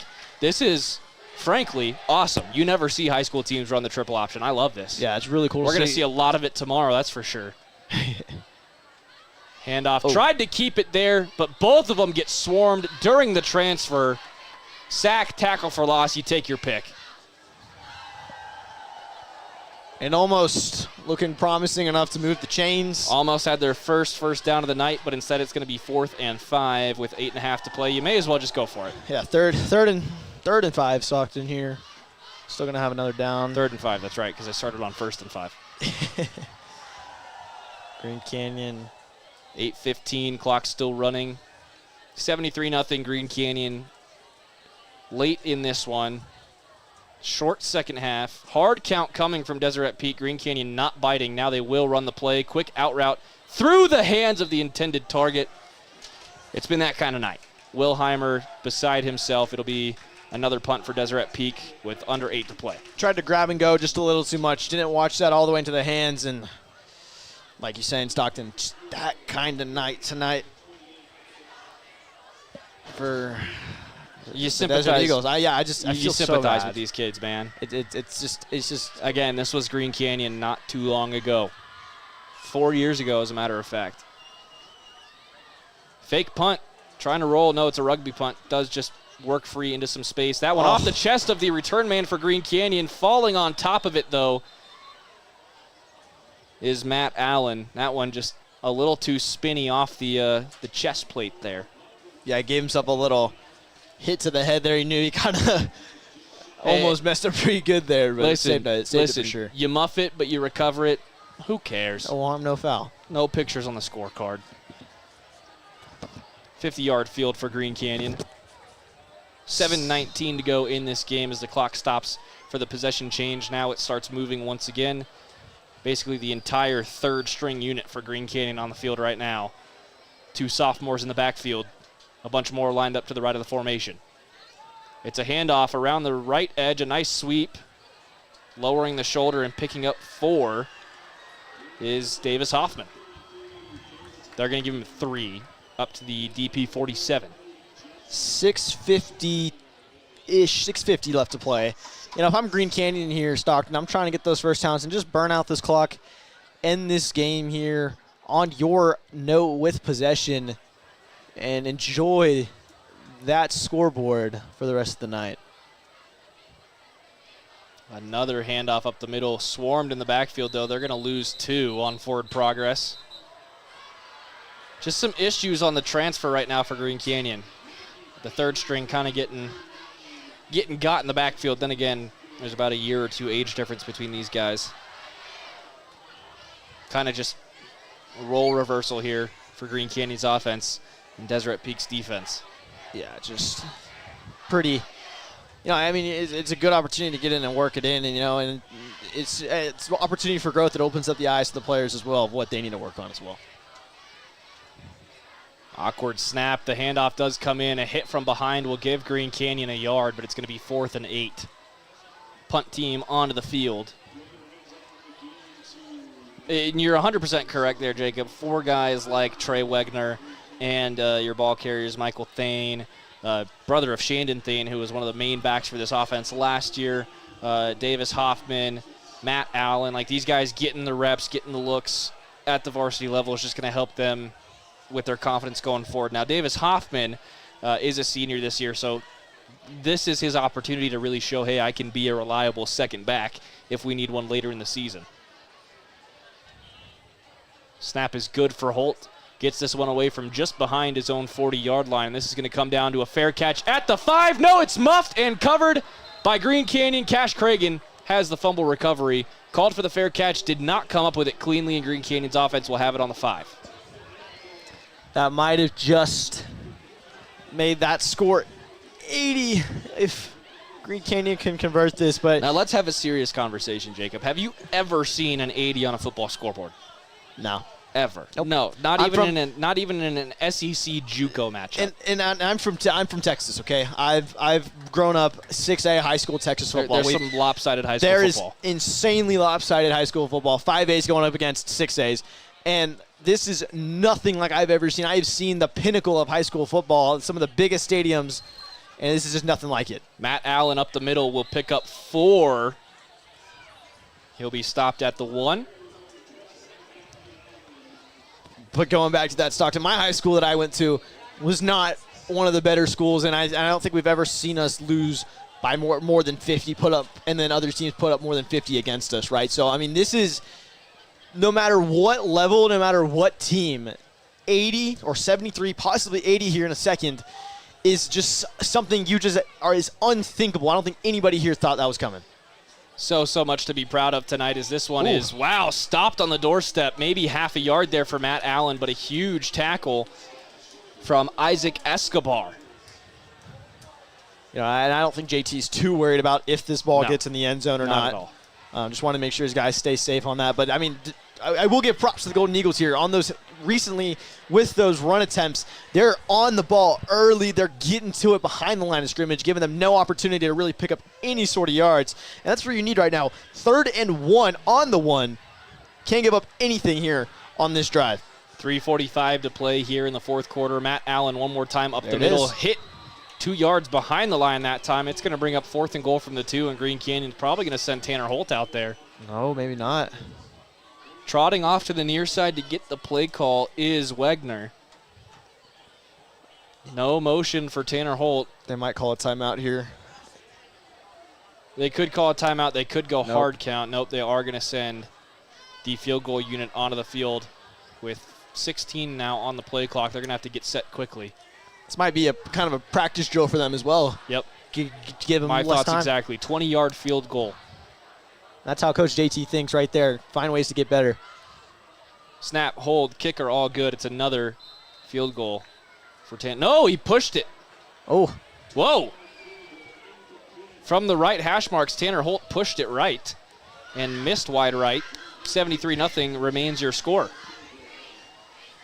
So they're going to be down at the 1 or the 3. It's crazy. 2. Tanner Holt's longest field goal of the year is 50 yards, and it's the 10, 20-yarders that get in your head.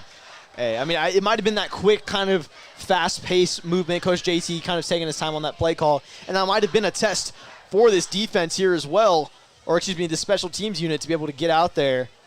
And they get spotted at the 20 now.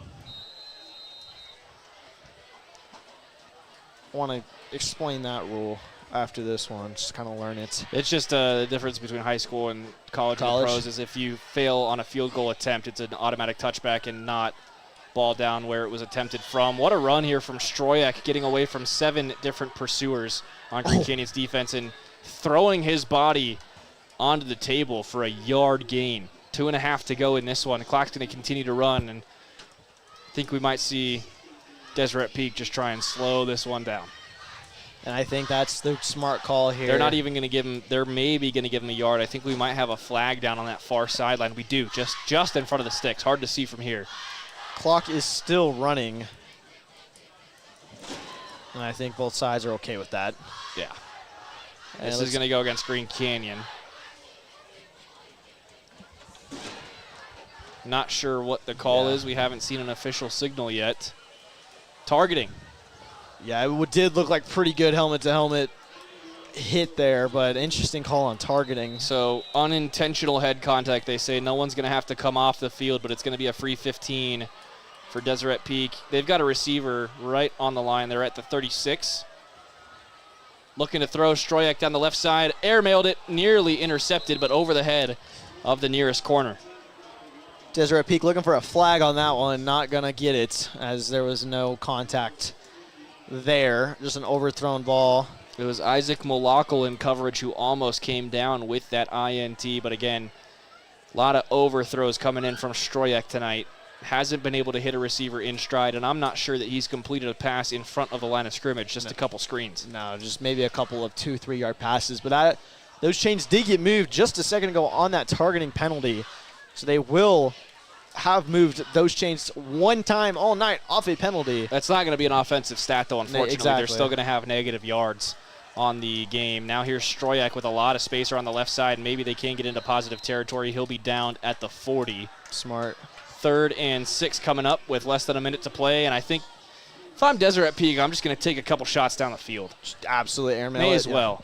Well, you're noticing here, I've seen it throughout the game, just haven't really brought it up, but Deseret Peak lining up essentially almost 7 yards back behind that line of scrimmage for that pass. They are super far back in comparison to at least what Green Canyon's been doing.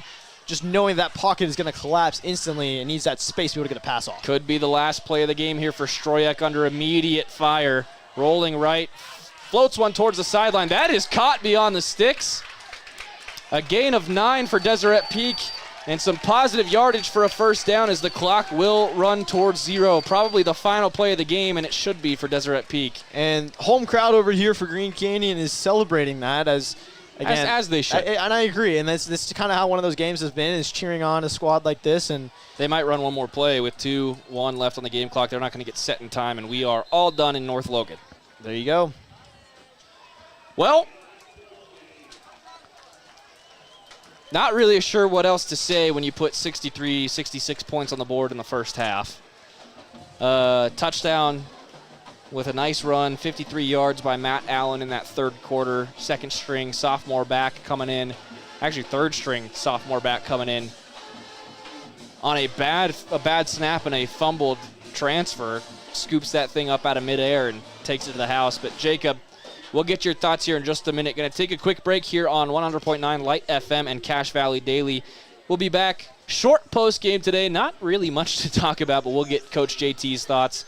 Maybe a player or two here for Green Canyon. Stay with us. This is your post game coming up, brought to you by Cache Valley Auto Care. With honest work, fair prices, no upsells, and no pressure. They treat your car and you the way you would want to be treated. We'll be right back with your post-game coverage from Green Canyon High. They're shining on me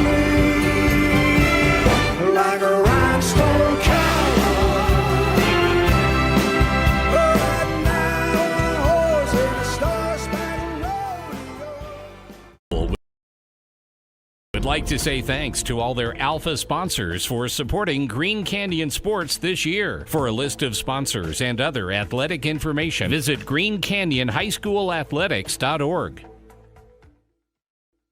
From what's happening in local political elections, to breaking news, to photo galleries and replays of the latest games. If it's happening in our community, it's on CacheValleyDaily.com and the Cache Valley Daily app.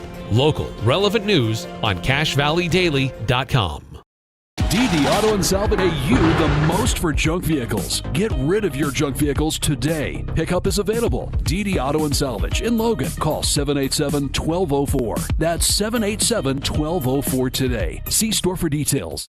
There's nothing quite like a great hometown. At the Young Automotive Group's Cache Valley dealerships, it's our privilege to call Logan home. We not only work to provide you with an exceptional customer experience, but take care of the community. We're committed to driving Logan forward. Visit Young Automotive in Logan today.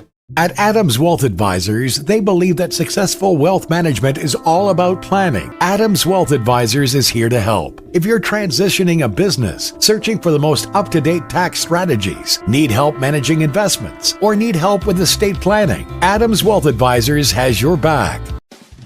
Make it 3 years in a row. Advanced Heating and AC is honored to be Best of Northern Utah Gold Medalist. Thank you for your support and vote of confidence in their company. Advanced Heating and AC, online at advancedheating-ac.com.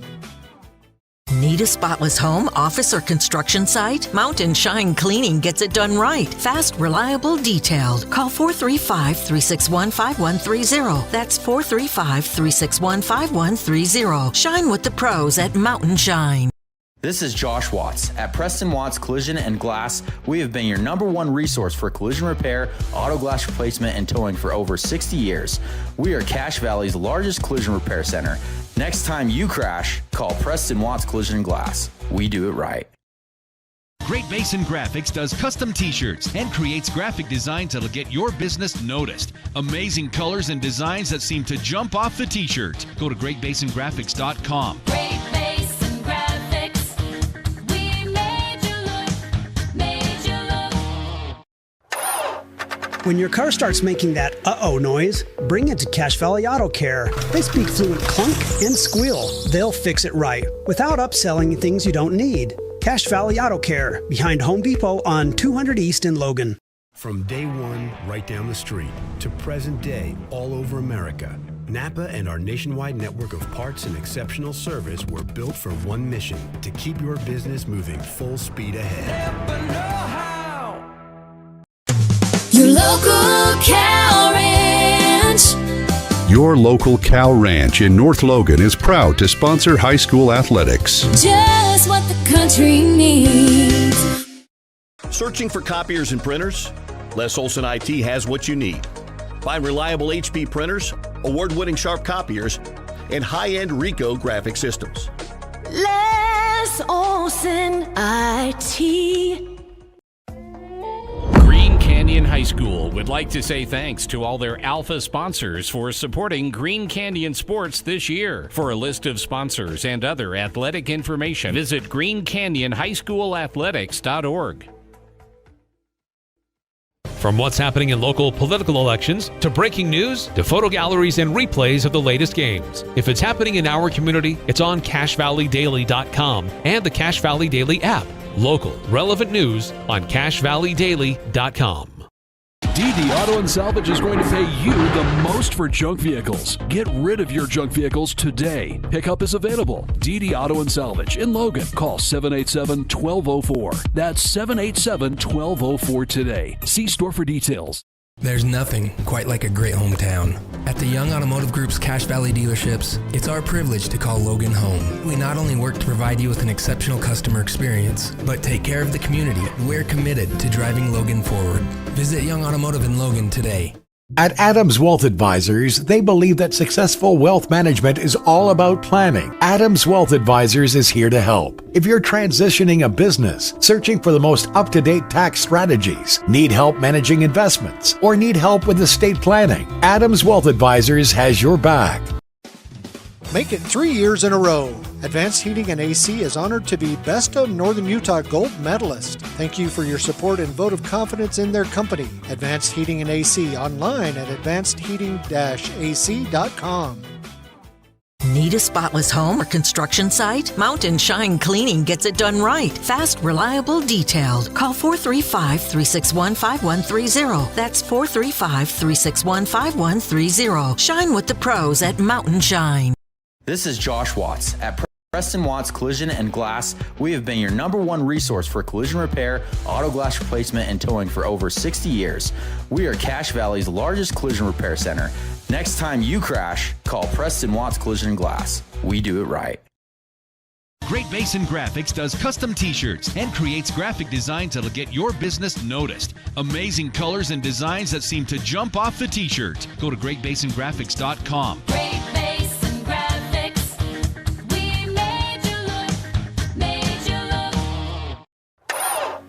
When your car starts making that uh-oh noise, bring it to Cache Valley Auto Care. They speak fluent clunk and squeal. They'll fix it right without upselling things you don't need. Cache Valley Auto Care, behind Home Depot on 200 East in Logan.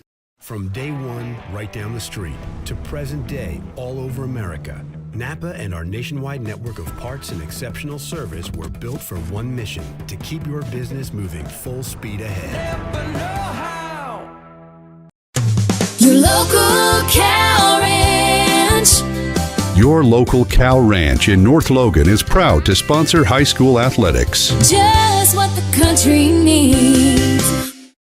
Searching for copiers and printers? Les Olson IT has what you need. Find reliable HP printers, award-winning Sharp copiers, and high-end Ricoh graphic systems. Les Olson IT.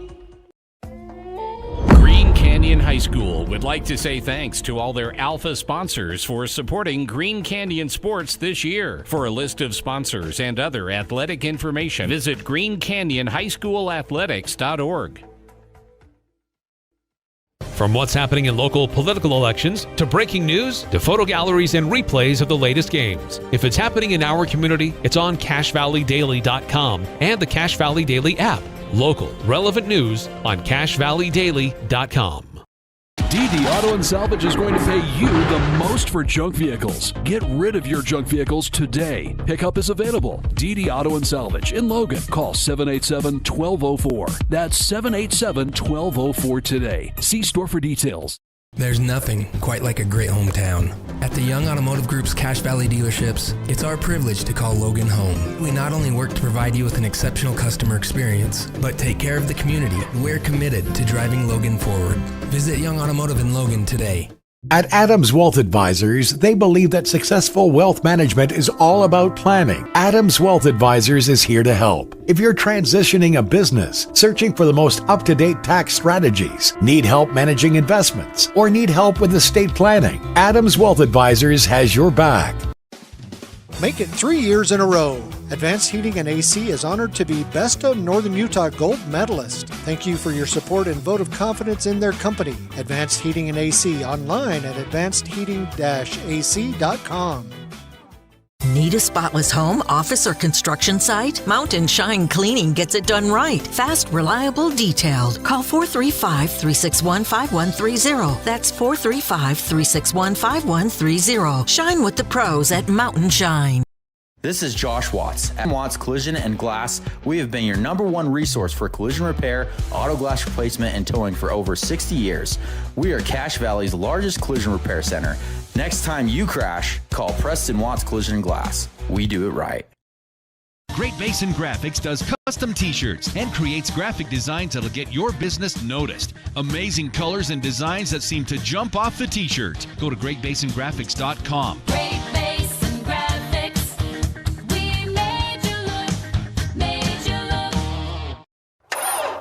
look. When your car starts making that uh-oh noise, bring it to Cache Valley Auto Care. They speak fluent clunk and squeal. They'll fix it right without upselling things you don't need. Cache Valley Auto Care, behind Home Depot on 200 East in Logan. From day one, right down the street, to present day, all over America, Napa and our nationwide network of parts and exceptional service were built for one mission: to keep your business moving full speed ahead. Welcome back into North Logan, Utah here on 100.9 Light FM and CashValleyDaily.com. We're joined by Ethan Monk now up here in the booth after Green Canyon's historic win. And Ethan, you guys had to be having a lot of fun out there on offense. A scoring record for this school broken by halftime. Every drive in that first half, you guys were in the end zone. What were you seeing out there? It was just a lot of fun going out there competing.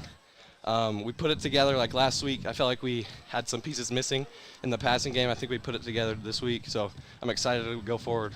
Now, you and Carter have kind of been going back and forth these first few weeks. You connected with Carter a couple times on some 30-plus yard passes, and just having that connection with the fellow quarterback, kind of knowing what you're going to be looking for and him knowing what you're looking for. What are you kind of seeing in that connection, and how has that teammate friendship been developing for you?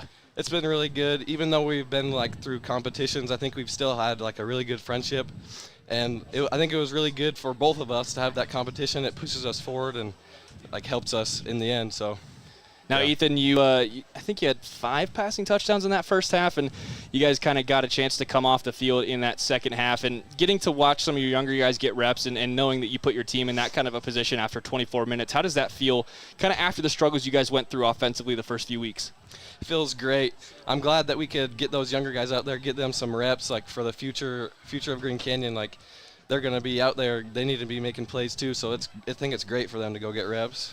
Now, you guys are going to Skyview next week, obviously a big rivalry up in Smithfield, and kind of a similar start to the season for you guys. Now, Skyview battling it out with Mountain Crest right now. I think they're tied at 7 after 3 quarters, and you guys 73 points. I can't really say more than that.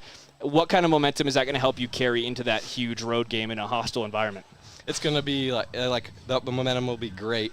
Like, we need that to go against like Skyview at Skyview too. Like, that crowd's probably going to be going crazy. We need to that'll be good for us. Well, Ethan, we appreciate you taking the time tonight. Great game from you, and we'll see you next week. Yeah, you too. That's Ethan Monk, your quarterback for this Green Canyon team. We're going to be joined now by Braxton Atkinson, or Red, as Coach JT likes to call you now. Red, as you get that headset on, you were in the end zone a couple times tonight. Yeah. Saw a nice little run from you from about a yard or 2 out.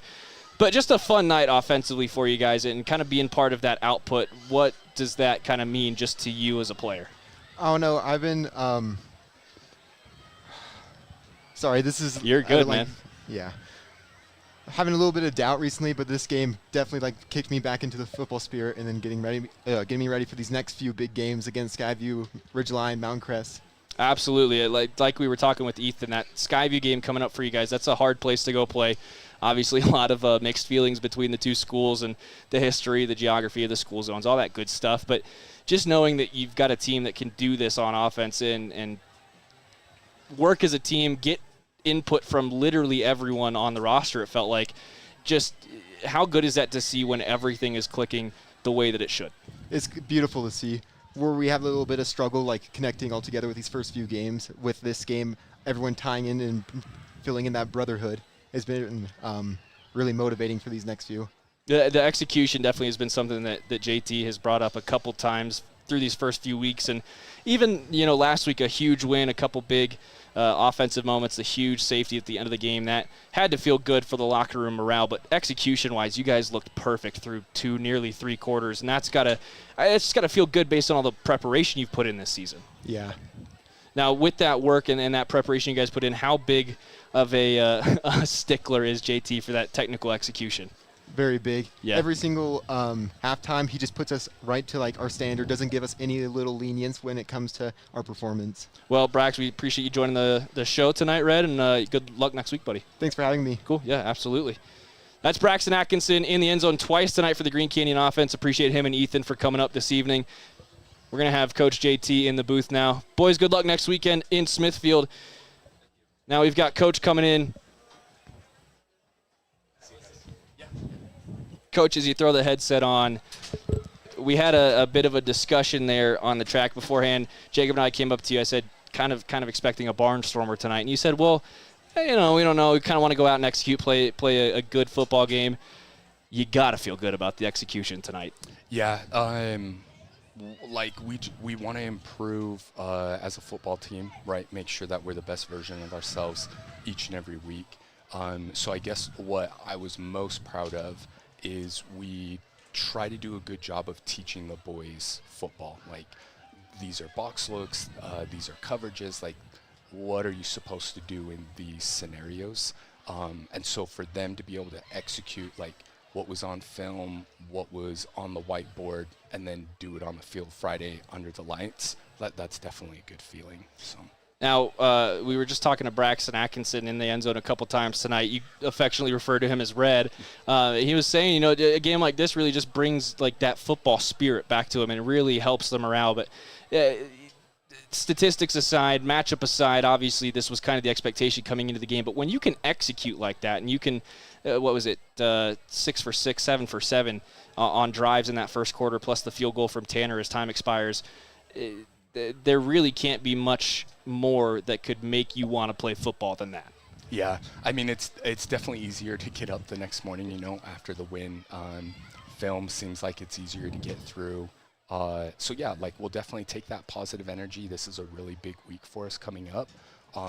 So yeah, the expectation is to get out and execute again, and I'm excited to see us do that. Now, obviously, the game at Skyview next week up in Smithfield, that's going to look a lot different for this team, a lot tougher of a team. But you and Skyview, you guys have had pretty identical starts to the season, kind of a first tough 2 weeks and then really bouncing back after that. I think they're grinding it out 7-7 in the third quarter with Mountain Crest right now. But the preparation, the scheming and all that stuff, you want to ride this high, you want to ride the morale, but at what point do you kind of start to shift to, okay, that was fun, but we've got a real tough game to play this week? Probably in about 15 minutes. I'll have the play calls put in hopefully in the next half hour or so. Once the play calls are in, then it's pretty fast to grade quarterbacks and grade the offense. So yeah, probably by about 11:30 tonight, I'll be ready for the Skyview film. Man, you never rest, do you? It's what I love doing, so it's fun. Awesome. Well, JT, it's been an exciting kind of revamp to this third season for you with Green Canyon football. As you guys really get into the swing of things for the region schedule now, how are you feeling overall? Obviously a rough start to the season, had a couple tough road games, but back at home the last 2 weeks, and you guys have really looked cohesive, playing complementary football, both sides of the ball. What are you kind of expecting through these next couple weeks as you start to play some familiar rivals? It probably sounds cliche, but again, I just want to make sure we're the best version of ourselves that week. So I think if you were to look at the progress that we've gone through, I try not to focus too much on the result with the boys, but we show. So for example, if you were to pull up Provo film, it wasn't so much about the score to me. It was about are we executing this in the run game? What does our execution look like in the passing game? And so we've just had those same questions and that same mentality each week. Where we had this level of execution, I have pretty high expectations of what we look like next Friday. One more question for you, and obviously this kind of in a different scenario in the game, but late in that third quarter you put Matt Allen in, and on a bit of a mishap on the transfer ends up taking it to the house for 53 yards. I think that's the fastest 0 to 100 I've ever seen from a sophomore. But how fun is it for you to be able to kind of play a lot of your personnel in games like this and just kind of see what you can get out of those reps at a varsity level? It's fun to reward boys who've been working hard, right? So Matt Allen's not the only one, but it's easy to see because he puts in hard work and then is able to tear off a huge run for us, which is super exciting for everyone. But yeah, just getting to see all those guys who've worked their butts off. They've been trying to get into competition battles at each position. So to see them be able to get out there and go do their thing in front of friends and family, it's awesome. Well, Coach, you guys are hitting the road next week. It'll be the first time this season that we won't be up there with you, but looking forward to it. Looking forward to seeing what you guys can pull out, and we'll see you again when we're back here in North Logan. Sweet. Sounds Thanks, great. Coach. Thank you. That is going to do it for our That's going to do it for our postgame here this evening as we get our final thoughts from Jacob Pitcher hitting back on the headset. Again, thoughts there from Ethan Monk, Braxton Atkinson, and Coach JT Towley-Ely. Jacob, as you're kind of listening to the input from the team, the coaching staff, and just kind of hearing the resolve that, hey, this was fun, but we've still got a lot of work to do, what are you thinking these next 5 weeks are going to look like? I wouldn't expect anything else from Coach JT. I mean, when we spoke to him earlier in the season, Stockton, he said he built out this early season to be as tough as he can to produce the best kind of results that he can get out of this squad, and we're seeing that here today. Again, a big score. And Coach JT, like he just mentioned a second ago, it's not always about the score, it's how they execute the stuff that they're going. And it is really cool to see across the board there, Coach JT living by those values, and they executed well tonight. Stockton, you just showed me right there. Yeah, we've got score updates coming from you here in a second. I was going to mention that actually just a second ago until I got sidetracked, but Skyview is going to take the win over Mountain Crest in a 10-7 final score. A 45-yard field goal will secure the win for Skyview with 15 seconds left of that game. So the Bobcats on the road taking the win at Mountain Crest in Stockton. They're going to have a lot of momentum going back in to their home field next week. But Green Canyon coming off, again, a 73-0 victory here against this Deseret Eagles squad down here in Stockton. Again, it's just been an insane game to watch. We've been a part of it this whole game. We talked about it during the breaks, and, honest opinion, Green Canyon came out swinging, came out to play. And like we kind of mentioned earlier, I really want to give a shout out to Matt Allen, Stockton. That kid's fast. That kid's a sophomore, and that kid is so fast. And from everything I've seen, that is some of the fastest, like you said, 0 to 100 I've ever seen in a high school sport, especially by a sophomore. So a lot of great things coming out of today's game. A lot of pages were looked at, read through, and turned. Looking into next week, Stockton, it's going to be a fun one up there against Skyview. Green Canyon's got their hands full, but what better way to test it out than going up against that rival up in Smithfield? It is going to be a fun one. Both of those teams now sitting at 3-2, 2-0 in region. Your other final scores from around Region 11, Ridgeline 71, Tooele nothing. Our last score update from the Bear River Stansbury game was 37-7 Stansbury at halftime. We have not heard from them since, so I can assume it did not get better for Bear River. And the other score that we've got from the Valley is going to be Logan at Northridge. The Grizzlies fighting for it, making it a 6-point game with 3:57 left in the fourth. That update came in about 8 minutes ago, so they may still be playing. We'll have to check and see if they've still got a live feed going on. Jason Walker on that call over on KVNU if they are still live. But for high school football, that is just about it this evening. It has been quite the turnaround for Green Canyon from week 2 to week 3 and beyond. Jacob, your final thoughts tonight? Yeah, Stockton, again, like I was saying, a fantastic game here by Green Canyon. Stepped up when they needed to, and they kept it classy. And hey, no injuries tonight, as we know so far. Nobody had to leave. So, again, a just clean game overall. Super fun to watch. Green Canyon football is back like we've seen them before. Next week's going to be a telling tale. But we have good faith and good spirits in Coach JT going into next week, Stockton. Super blessed to be here with you guys in the Green Canyon family. Looking forward to next week.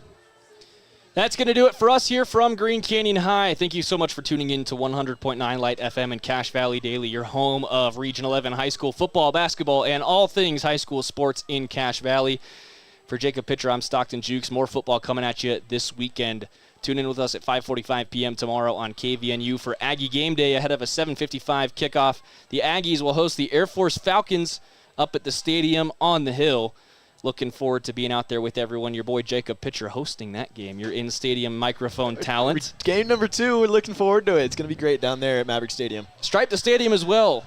Odd number sections wear blue, even number sections wear white. Check your assignments. Hot air balloon rides pregame free on the softball field. Fan fest in the parking lot in between the stadium and the softball field tomorrow. It's going to be a really fun day. Looking forward to being with you on KVNU tomorrow with J.D. Walker, Tyler Larson, and Eric Franson to join us on Aggie Call after. And, of course, a huge congratulations once again to Tyler Larson, Green Canyon's offensive line coach, but also 10-year NFL veteran and legendary Aggie football player. Your newest member of the Aggie Hall of Fame as of this evening. We'll have more coverage about that Aggie Hall of Fame induction ceremony tomorrow evening. And until then, for Jacob Pitcher, I'm Stockton Jukes saying have a great night, Cache Valley. We'll see you again in a few weeks from here in North Logan. Sundown, you better take care if I find you've been creeping around. back stairs. Sundown, you better take care if I find you've been creeping round my back stairs. This Green Canyon Wolves broadcast has been a presentation of 100.9 Light FM and CashValleyDaily.com. Made possible by Green Canyon Boosters, Advanced Heating and AC, Mountain Shine Cleaning, Cache Valley Auto Care, Les Olson IT, Adams Wealth Advisors, DD Auto Salvage, Great Basin Graphics, Preston Watts Auto Collision, Napa Auto Parts, Young Automotive, and Cache Valley Daily. Catch replays and photo galleries of previous games on CashValleyDaily.com.